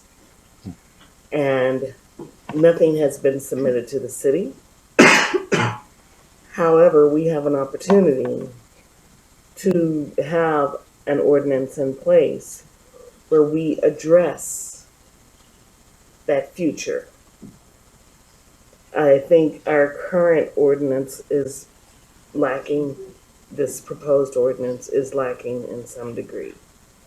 I feel as if we have too many different scenarios that we're trying to cover when we really need to maybe break it down and deal with what we're hearing and what may happen. I am very concerned about the temporary courts that are in neighborhoods that people are, when they moved in, it was a tennis court. It changed over to a pickleball court. That's an issue within the HOA that has to be resolved. I don't know if we want to be in a position where we're taking the HOA's ability to work as with their neighbors on sound attenuation. That's something to think about if the HOAs in the neighborhood want to do some sound mitigation and wrap the area around those courts with this fabric roll that may decrease the sound. But I feel as if we need to move on. We need to talk maybe splitting this, not trying to solve every single problem within this ordinance. I don't want to see pickleball leave the city of Centennial. I see the benefits from it. I would rather people play pickleball and be able to relax versus finding mischievous things to do. Okay? So I would like us to move this conversation to what are we going to do with this proposed ordinance that we have. Mayor Pro Tem Holt. Thank you, Mayor. Kind of moving slightly towards it, but in a different direction. And I'm going off of the emails, and I actually made it a quest to read every single email, even the ones that came in, this afternoon. But there's a trend or a concept that in a number of emails I kind of want to explore here. So let's say that this ordinance didn't even exist, and some of the comments on this one were, you know what, you city folks pushing your laws down on us, and I've heard the word draconian a number of times. And so let's say, okay, HOAs, you're on your own. All right, you do you. You know what's best for your community. All right. It can absolutely happen. I'm just wondering, would there be any protections on a legal side for the person that is in the line of fire? That is, the unmitigated, the 100 feet from from the pickleball courts. Any protections that those folks have? Your question is, are there legal protections for the residents that feel they are impacted by the pickleball noise? Correct. Without Ms. Hassman or Mr. Widener for that. Excuse me, a starting point would be our general noise ordinance, which says that you cannot make excessive or unduly loud sound. That means that those citizens would have to prove to the court that that sound reaches that threshold. It could be difficult to prove that because pickleball is not regulated by the city in that situation, and pickleball is not uncommon throughout the city. And it may not be unreasonable to expect that if you're living next to a pickleball court, you're going to get sound. So it might be difficult to use that ordinance. The state noise statute, which sets certain noise standards, and actually fairly low at nighttime, 45 for neighborhoods, and 50 during the day, for impulsive sound that's dropped down. So it's the problem with that statute, although it's available to a citizen, expressly says citizens can enforce it. It exempts from enforcement any sports activity that's conducted by a homeowners association or a special district.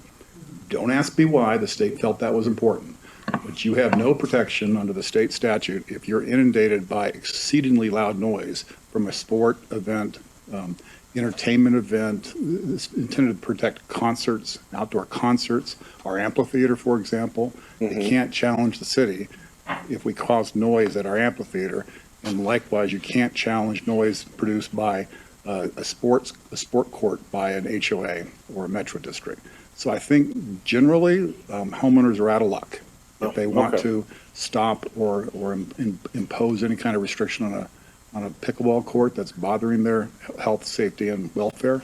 They could try to do a private civil suit, a nuisance suit. difficult, expensive, time-consuming, but that's still on the table for them. But essentially what we're doing is we're placing the burden on the owners to protect themselves from the pickleball court. That it shifts the burden of responsibility to protect for protection. Okay, right on. Thank you. Councilmember Carnes. Thank you, Mayor.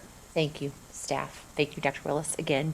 I am in agreement with Councilmember Moon. I think we need to move forward as to how we're going to perhaps alter the ordinance. As Councilmember Sweetlands shared, there's no one-size-fits-all for all of Centennial. I think that's very clear. And if we were to move forward as is, it is not a win-win. Nobody wins, right? The homeowners are still frustrated. The pickleball players are frustrated because, and I play, right? I like it.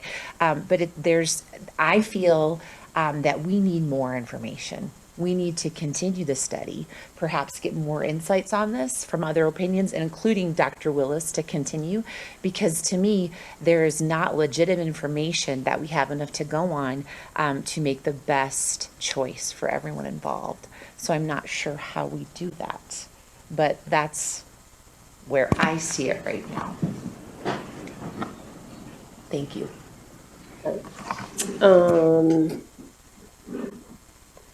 Guess I would ask of our staff that how much can we change an ordinance that's been publicly posted for 2 weeks and still claim to be putting that ordinance in place? Like, at some point in time, it must lose its identity. I mean, I would think. In this situation, for this legislative matter, you can change it to a great degree. Okay. And the purpose for that allowed change is the fact that people had noticed that we're discussing pickleball. They are to be here if they want to hear about how those changes might be implemented. So it's on them to be here if they're concerned. The only time that we really are concerned about changing an ordinance too much is zoning ordinances. We do not enlarge the area we're zoning because the public was told we're limiting it to the space. We can shrink it, we can't enlarge it. So there are some limitations in ordinances, but for this particular one, we have a ability to make significant changes on it. Thank you. Councilmember Sutherland. Thank you. And to follow up on the mayor's question, what we do tonight as a council, this is not something that's cast in stone. These regulations, if we arrive at an ordinance tonight, after all of our deliberation, and we pass it, this isn't something permanent that we cannot change later, or that future councils can't change once we have some experience on these different levels. Am I on the right track there? Yeah, go ahead. That's correct, absolutely. yeah. Thank you. And so it's different than, it's different than obviously a quasi judicial matter where we're ruling on a zoning application. And it's also a situation where we're regulating an activity which we can change, like we can change speed limits. That's regulating the activity of driving. So I think that's an important point for all of us tonight, that based on experience, trial and error, we can make changes in this. This is legislative. Councilmember Sutherland, if I may, and this is for all of council, this is not a perfect ordinance. Staff has looked at, can we have a one-size-fits-all approach? If you're at this distance, do this mitigation measure. As you heard from Dr. Willis, maybe that'll work in some cases, maybe not in others. And so that's why we've really put it on the individual sites to show us on a case-by-case basis they can meet the mitigation levels. The temporary treatment of temporary courts, very relatively easy to change, down the road if you're feeling it's too strict or not flexible enough. Changes to temporary courts for a temporary activity can be done relatively easily. If council's interested in increasing that distance on permanent courts to provide some additional protection, assurance on limiting where these courts can be sited, that can certainly be changed tonight if that makes you more comfortable. If a few years down the road you go, you know what, 200 feet was too far away. The equipment's gotten quieter. We're now comfortable reducing this down to 100 feet setback for permanent courts. Those are actions you could take tonight and then change in the future. I will state on staff's behalf, the 47 decibels. It's a low decibel level, but it adds that additional level of protection for our residents. It's greater than you're going to find in most communities. It's greater than you find in the state ordinance for the times of day that we're allowing for pickleball play. I would not make changes lightly to increase that above the 47. We believe it's appropriate.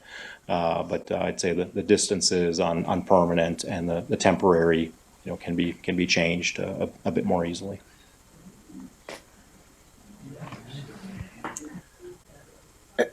So sorry, Councilmember Marr.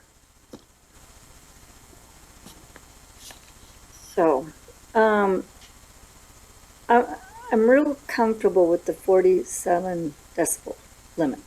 I liked the science to that. It sounded right on.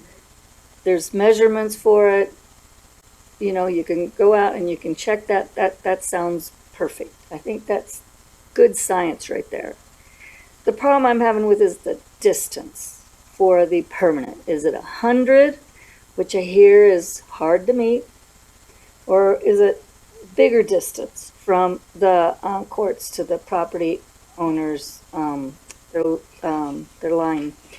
property owners' line? So anyway, being who I am, I like a factor of safety. So, and going back to what you're saying, Mr. Marciniak, I kind of feel the 100 is kind of hard to meet, but if we went with 50 for a safety factor, and let's just say we have somebody that wants to come in, and let's just say they can meet 75. Can we go with a variance and say, okay, they met it at this 47 decibel, right?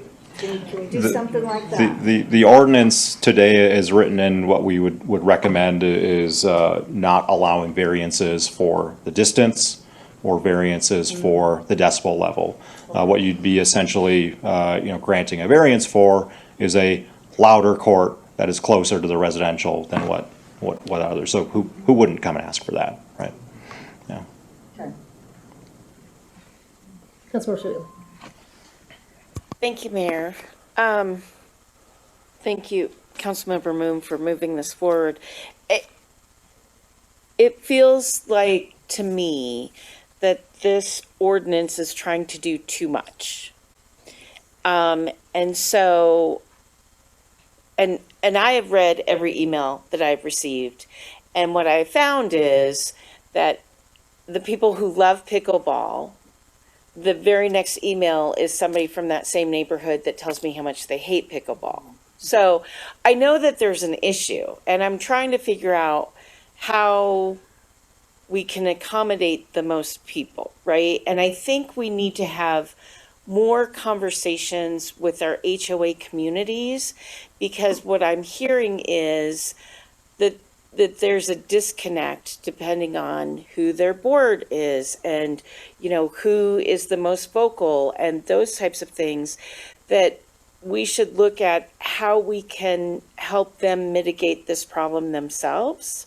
And so for me, I think an ordinance of a distance of at least 350 feet for all new pickleball courts is what we should enact today. And then I think we need to look at existing courts in neighborhoods and figure out a better pathway forwards for any other neighborhoods that want to convert their existing tennis courts.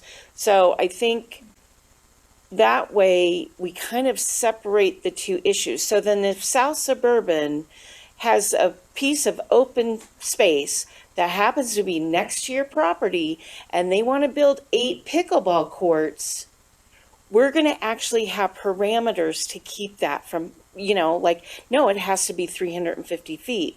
But I think there is a big difference between a conversion of what's already in a neighborhood, but I think we haven't reached out to our neighbors enough to really figure that out. And I think some of these neighborhoods needs a mediator, to be perfectly honest. And it's not me, but based on the emails that I'm getting and, hearing the testimony tonight, right? We saw that in action where somebody came up and said, I love pickleball. This is an amazing sport. It gets me out of my house. I'm more social. Those are wonderful things. And as a city, we encourage that. But then the next person talked about how they can't eat on their patio in their backyard. And we as neighbors, as a community that cares about each other, we should care about both things.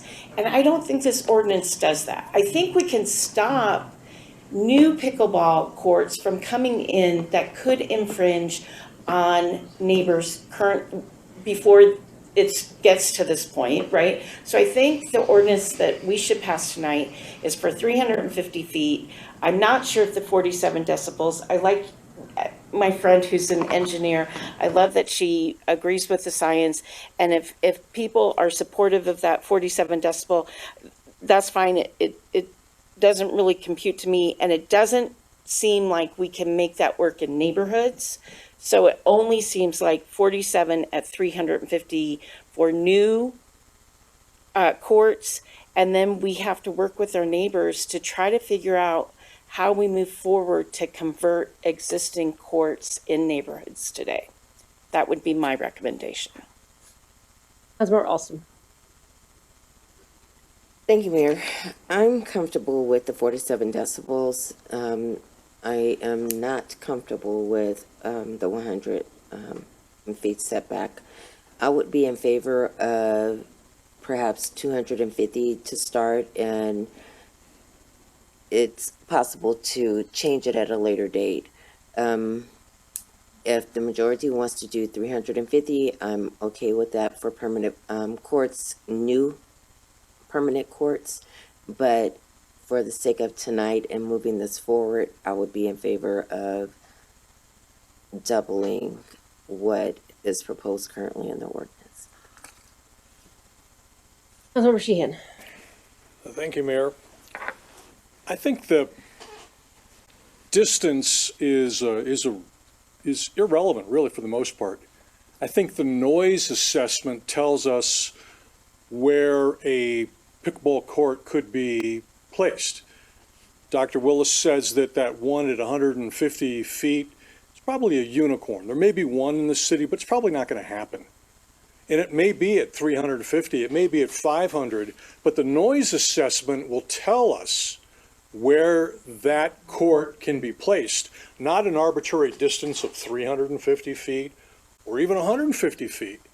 It's that noise assessment that says you can put it right there, and if you do this mitigation on that pickleball court, the neighbors over here are not going to have that impulsive impact that they're going to feel.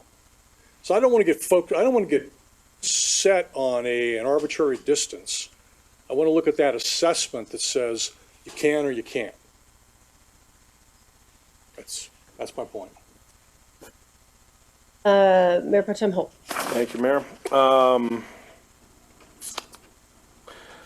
I too am comfortable with the 47 decibels. The noise overhead from speech, should take you to 55, which is going to be that spot right there for suburban noise. 100 feet, I have difficulty with. I mean, just anything less than 100 feet would be just cruel. 100 feet, I'm not hearing a lot of confidence that it can be mitigated. The problem is, at 350 feet, you literally have killed pickleball in Centennial. Any HOA cannot build a court, period.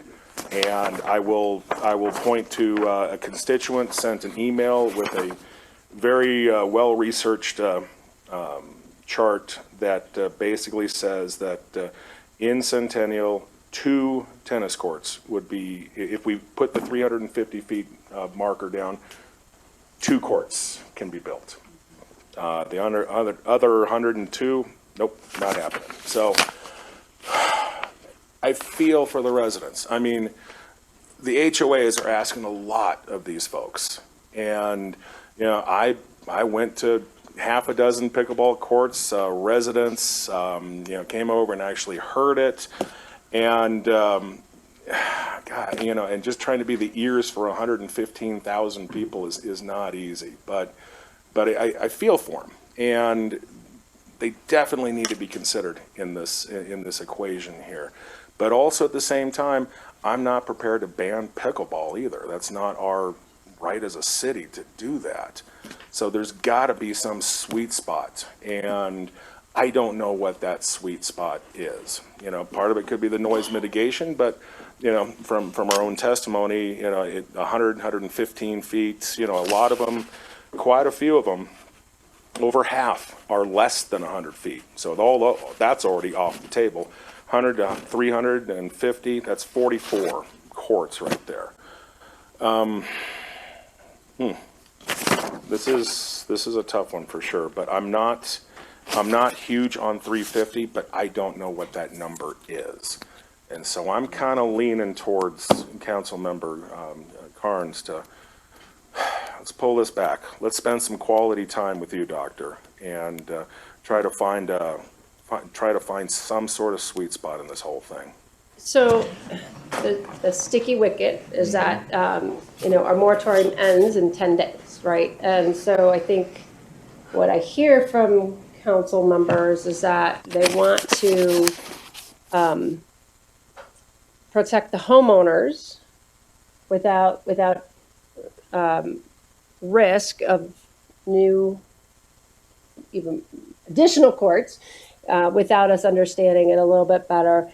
And I think my opinion on my end is that even the people with the existing courts, you know, we may, if we, as this is stated, that this can be changed, and I think everyone here is committed to working on the issue, that we might be safer in trying to find that, you know, another distance of just saying within 150, 200 feet, you can't have a court for now. I mean, until we can figure out another, and that perhaps gives opportunity for homeowners associations to come back to us and say, well, here's what happens with our courts.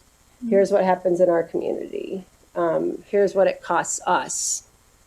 And, you know, we can offer that protection. And I know that, you know, as I said to many people today, there's nothing like walking in a room when you know half the people are going to hate you, no matter what you decide. So, you know, it makes you go. But to the err on the side of the points made of, like, you know, making a mistake can be more costly, and it's not like you can reverse building the court, right? If it's built, then there's not taking that back. So I think we need to err on the side of protecting the residential community. And so what I'd like to propose, Councilmember Moon, did you have any more? Do you want to, my suggestion was going to be we take a recess for a bit, allow some opportunity to consult with staff so that we can see where, we know, so I can see where we could be, where we could feel something out, any suggestions, considering everyone else has listened to the things that we've said as well. Does that work for you? Or did you want to make another comment before we do that? I was going to say that I have to still go thinking that we need to look at this ordinance. I'm going to take my mask off, okay? We need to look at this ordinance. It needs some work. I mean, we have to listen to what our residents are telling us. They are experiencing the issues with pickleball, and we can't ignore what they're hearing and the effects, positive or negative. We have to take it all into consideration. I don't feel that we can take a recess and come back in and confer with staff tonight. I really don't. It's 11:15. We would probably be here until 2 o'clock in the morning. Unless some people have that much energy. I know a lot of people on council have commitments tomorrow morning. I'm retired, okay? But, you know, Well, but the, I just yeah. feel like The concern is we don't have a- have that much opportunity to, well, we do have an option, if I read this correctly, Mr. Widener, and you mentioned it at the beginning. If we don't do this as an emergency ordinance, we can go to a regular ordinance. Can you clear that up for us, please? All that would do is lower the threshold for the vote. Right. Okay? That's all it would do. Which, And require 30 days before effective date. right. which still leaves vulnerability at the end of the moratorium. It does. But I'm just saying that I'd rather, do we have in our charter the ability to have a special public meeting where we come back to this?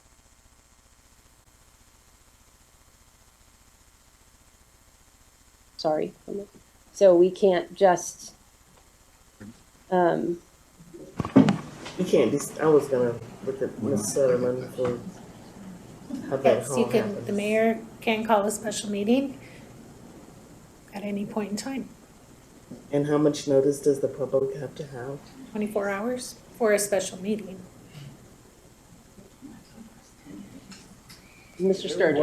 What will we be trying to accomplish Yeah. between then and the special meeting? Because we can't get a new study, additional science, no data, we've been working on this for 6 months and exploring this for a long time. And I think that leads to the point where this particular ordinance in front of us protects households to the maximum ability right now. No, I disagree with that. I'm sorry, Mayor. But I could not listen to public comment and read all the emails that I read and think that we are protecting our citizens to the maximum. We are not. We have heard people say they can't use their homes in the manner that they intend to when they purchase them. People are very concerned about what future may happen with new pickleball courts coming online. We can increase the setback to Some number. 200 to make. To some number. Yeah. Most people have asked for 350 just tonight, and even in the emails. A lot of the issue really is still around the temporary courts within neighborhoods. How are we going to address that? That is an issue that has been brought up over and over. Some people love having the temporary courts. Other people are feeling the impacts are negative to them. Several people tonight, when I purchased my home, it was a tennis court. It was converted to a pickleball court. They are negatively impacted by those changes. Are we going to, I would suggest that we definitely need to get with the HOAs to figure out how they, after hearing all this discussion, what are they going to offer? Because they have temporary courts. So I don't think we're meeting everybody's needs right now with this ordinance as it is. Mayor? Yep.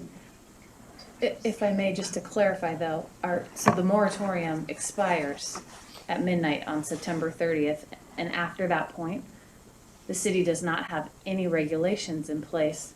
So we could potentially get an application for a brand new pickleball court the next day, and we don't have any setback on the books. We have we have until September 30th, correct? Yes, and we have no meeting between now and then. The mayor could call a special meeting. We don't have time to do the noticing. Yes, we do, 24 hours. Council, what I would suggest, if I may, staff feels it's important to get some regulations in place. I agree 100%. We're trying to do a lot with this ordinance. I'm hearing general consensus around the 47 decibels, so that's good. That's a great starting point. If council is feeling the 350 setback for temporary is too onerous, consider reducing that down. It could be increased at a later date if there are noise complaints associated with that. You can play at 200 feet on Friday, and on Saturday it changes to 350 if that's an action council takes. So we've got opportunity there on the temporary side. On the permanent, again, if the 100 feet is giving council pause based on the public comment you've heard tonight, increase that number, but still put some protection in place. You could say again later on, 200 feet, 300 feet, whatever it was too onerous. We're going to reduce that down, but we do feel it's important to get some regulations in place on this, and changes to those numbers are I'm going to say relatively easy. Looking over at our city attorney's office and our planners here to incorporate into the ordinance. That would be our suggestion, and if there's we decide in 6 months or a year these aren't working for us, we can come back around to it. But it's really important to get something in place right now. Mayor Pro Tem Holt. Okay, thank you, Mayor. Spitballing here.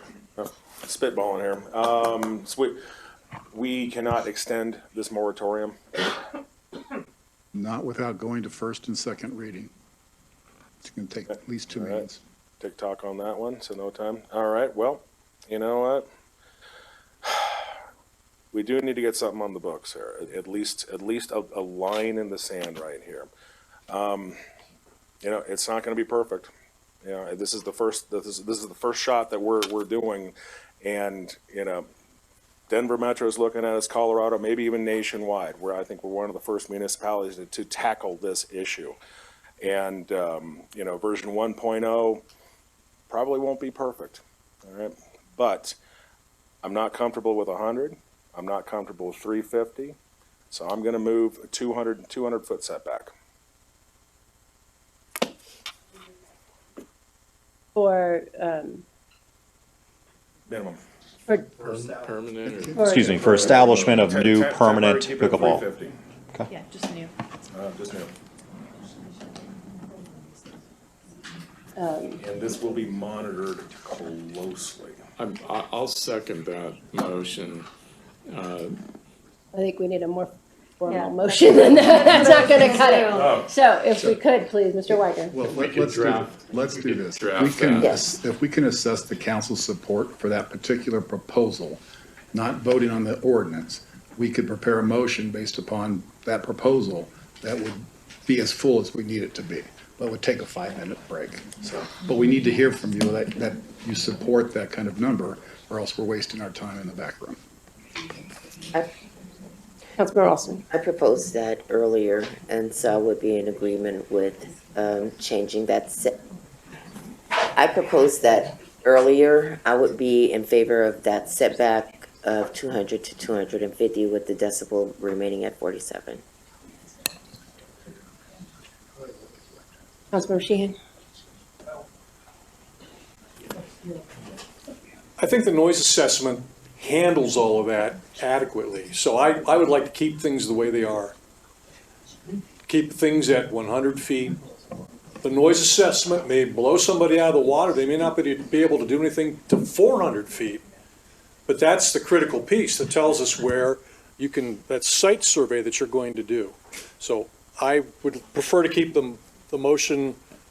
I would vote against the motion and like the ordinance as it stands. You guys, Councilmember What am I pushing here? I agree with, Councilmember Sheehan. The test that you do is gonna tell you whether they met it or not. So when you're doing the test, if 100 foot doesn't work, then they're gonna go 150 feet. The test is gonna tell you if you can go 250 or if you need to go 350.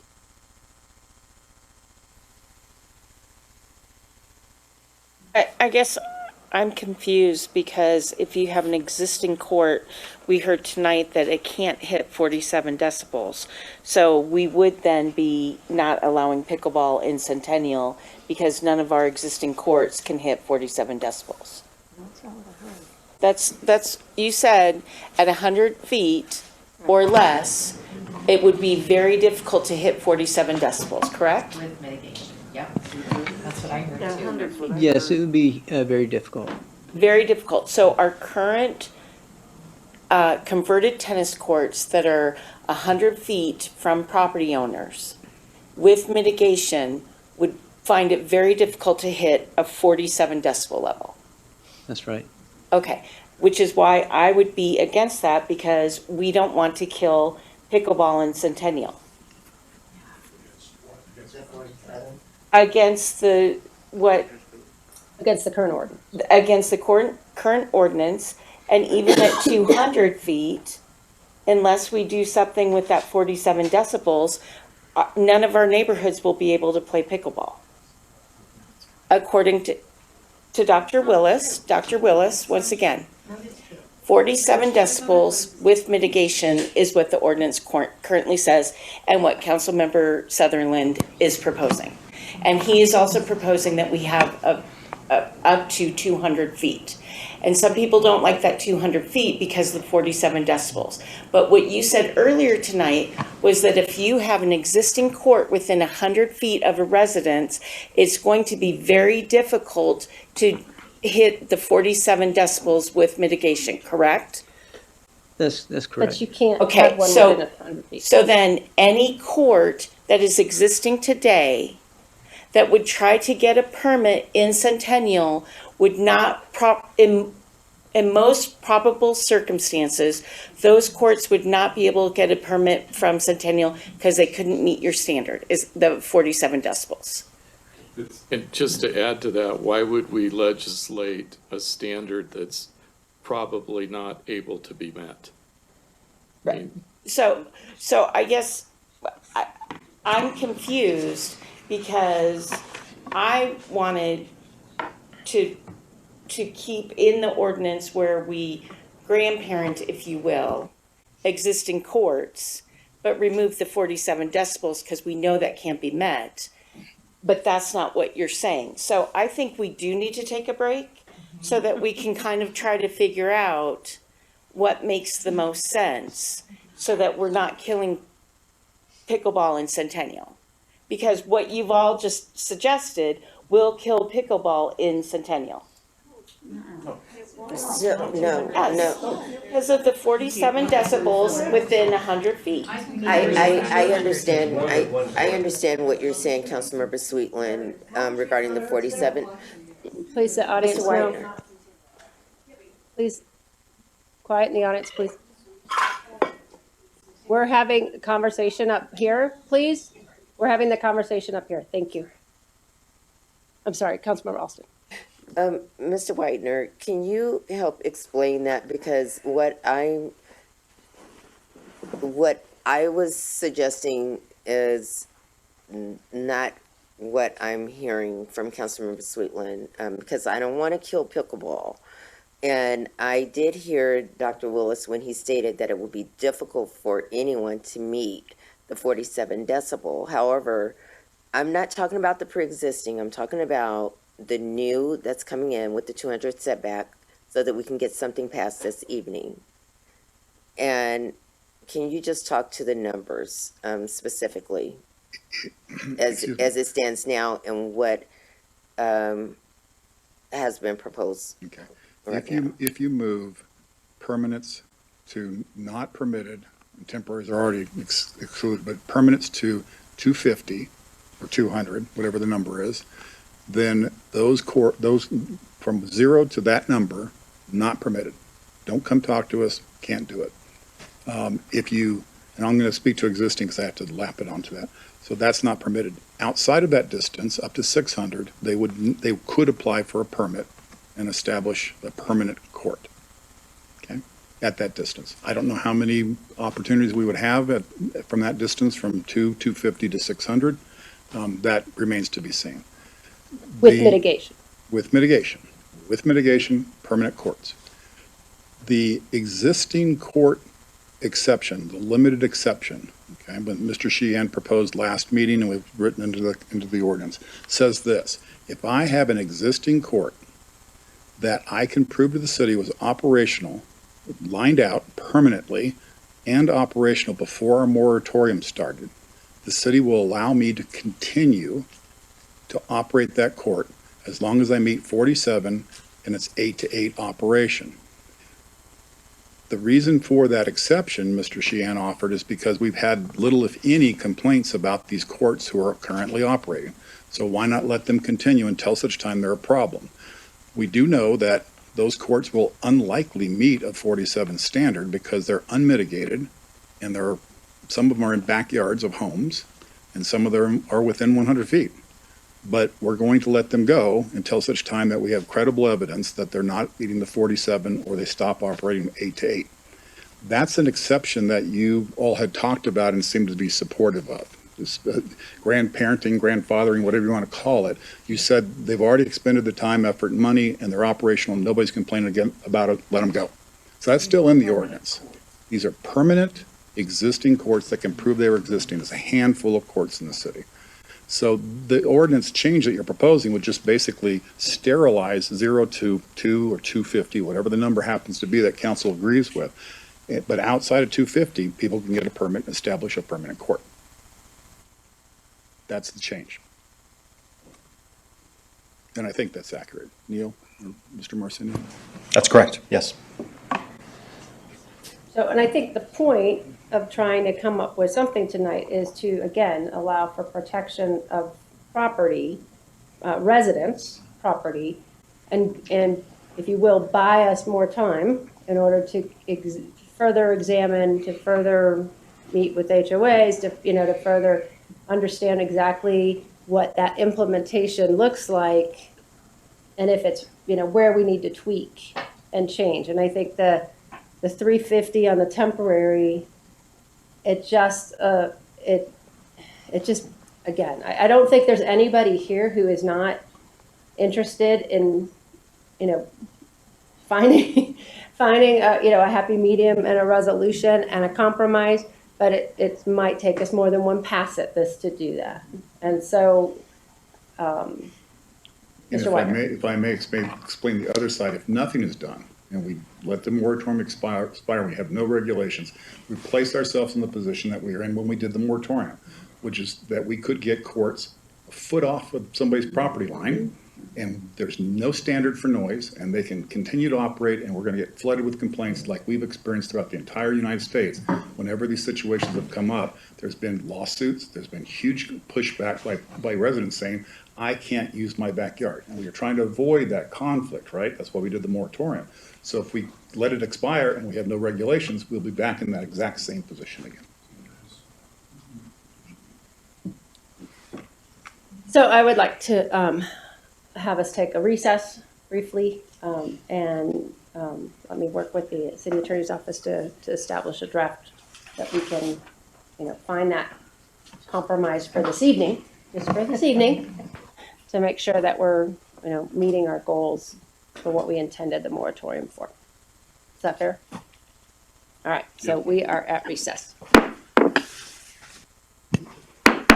All right, we have reconvened, and I'm going to take a motion for consideration, and I will accept a brief comment from council members if they want to say what their feelings are towards the motion prior to their vote. Is that fair for everybody? All right, very good. Okay, so Mayor Pro Tem Hope. All right, Mayor, I move to approve ordinance number 2023-0-10, an ordinance of the City Council of the City of Centennial, Colorado, Chapter 12 of the Municipal Code, Land Development Code, concerning recreation and amusement, pickleball, and pickleball courts, and declaring an emergency, with the amendment of all references to 100 feet to read 250 feet. Second. All right, so with that, I'll go, usually I go last, I'm just gonna go ahead and go first. So I will support this motion because I think it protects our, protects our homeowners and residents, but it also forces our hand to come back to the table to continue to address the issues of concern within the community.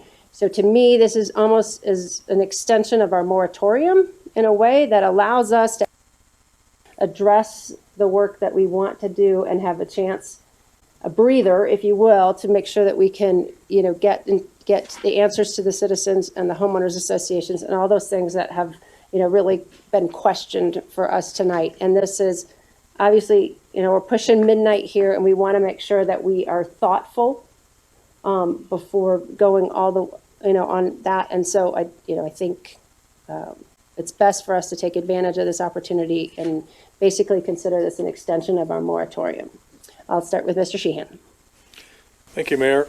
I disagree with the 200 feet or 250 feet, whatever we decided at. That said, I think it's important that we pass this and then come back and revise it. We need to pass this because we have no other choice. We have a moratorium that is expiring, and we have nothing on the books that will do anything to stop the noise that's going to impact our citizens. So reluctantly, I will vote yes. Councilmember Alston. No comment. I'm in favor of it. Mayor Pro Tem Holt. This is not pretty. It's not perfect. It is the first shot across the bow. We're the first municipality to do this, but we are going to monitor this very, very closely because we want to get this right. Councilmember Sutherland. Thank you. I will support this motion. I am a firm believer in protecting the home. As a 29-year citizen of Centennial, many of us have invested a lot of money to live in our homes. It's a vehicle for building wealth. It's a vehicle that many people rely on to get equity for their retirement. We have a lot of seniors in Centennial, and this is their biggest asset. And I'm in favor of that. Neighborhoods, homes are what makes Centennial valuable. Thank you. Councilmember Miller. Thank you, Mayor. Yeah, this is kind of a balance. It's not perfect, but it's a balance for right today. Providing that a little bit of quietness for our neighborhoods, as well as there's still a way for people still to play pickleball, which is a great sport. I'm reluctant about this because I feel that the 250 feet for commercial type courts is not going to be feasible for a lot of homeowners. They're going to hear they're going to be impacted. But I also think it's important. I'm assuming that some of these residents who complained tonight about the noise will go out tomorrow and get a study done, and their courts will not meet that 47 decibels. But I also am concerned about the moratorium expiring. So I guess I'm going to support it, but I have a lot of concerns, and I hope that we see this come back quickly. Councilmember Moon. I would prefer that this read 350 feet because one, this is what our residents have asked for. 350 feet ensures, gives them a possible, sorry, here we go. 350 feet is what the residents have asked for. There's no reason that we cannot do 350 feet. 300 feet gives them some assurance that if a new pickleball court were to go into place and it did not meet the 47 decibel measure, that the construction would have to be pushed back farther, which would ensure them to have more privacy and quiet in their properties. I do understand the reasoning to have an ordinance passed tonight, but I would really prefer that council change this back and have it 350 feet for permanent pickleball courts. 250, we have nothing to stand on. We just took that number. 350, we can say to our constituents, you ask us for 350. Councilmember Carnes. Thank you, Mayor. This is hard. This is not ideal. I think it is the best solution moving forward, given our circumstance. The moratorium's ending. We want to protect the property rights of individuals, which is important, in addition to considering how do we continue with pickleball in the future. So I will be supporting it. Thank you. All right, with that, Ms. Setterlund, please call the vote. Okay, we have a motion and a second on the table. Please vote.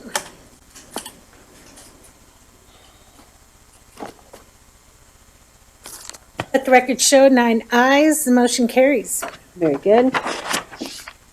Thank you, everybody, for, especially staff. We know that this has been, a very arduous process that we've gone through, and we've done all this, and we're not quite there yet to the finish line, but hopefully we're in a place where we can get started. We've had a good conversation with the community on this, and I think we can move forward to try to figure out how to, further thread this needle to make sure that we're being very considerate of all voices and all possibilities. So with that, there are no other matters. I'm going to ask Mr. Sturgeon if he has a report this evening. Under the charter, I have no choice. That's true. Tell us something. I apologize, or I would say no. I can read the room. I'm required to deliver the city manager is required to deliver a budget every year by September 20th. In front of you this evening, you have the 2024 city manager's proposed budget.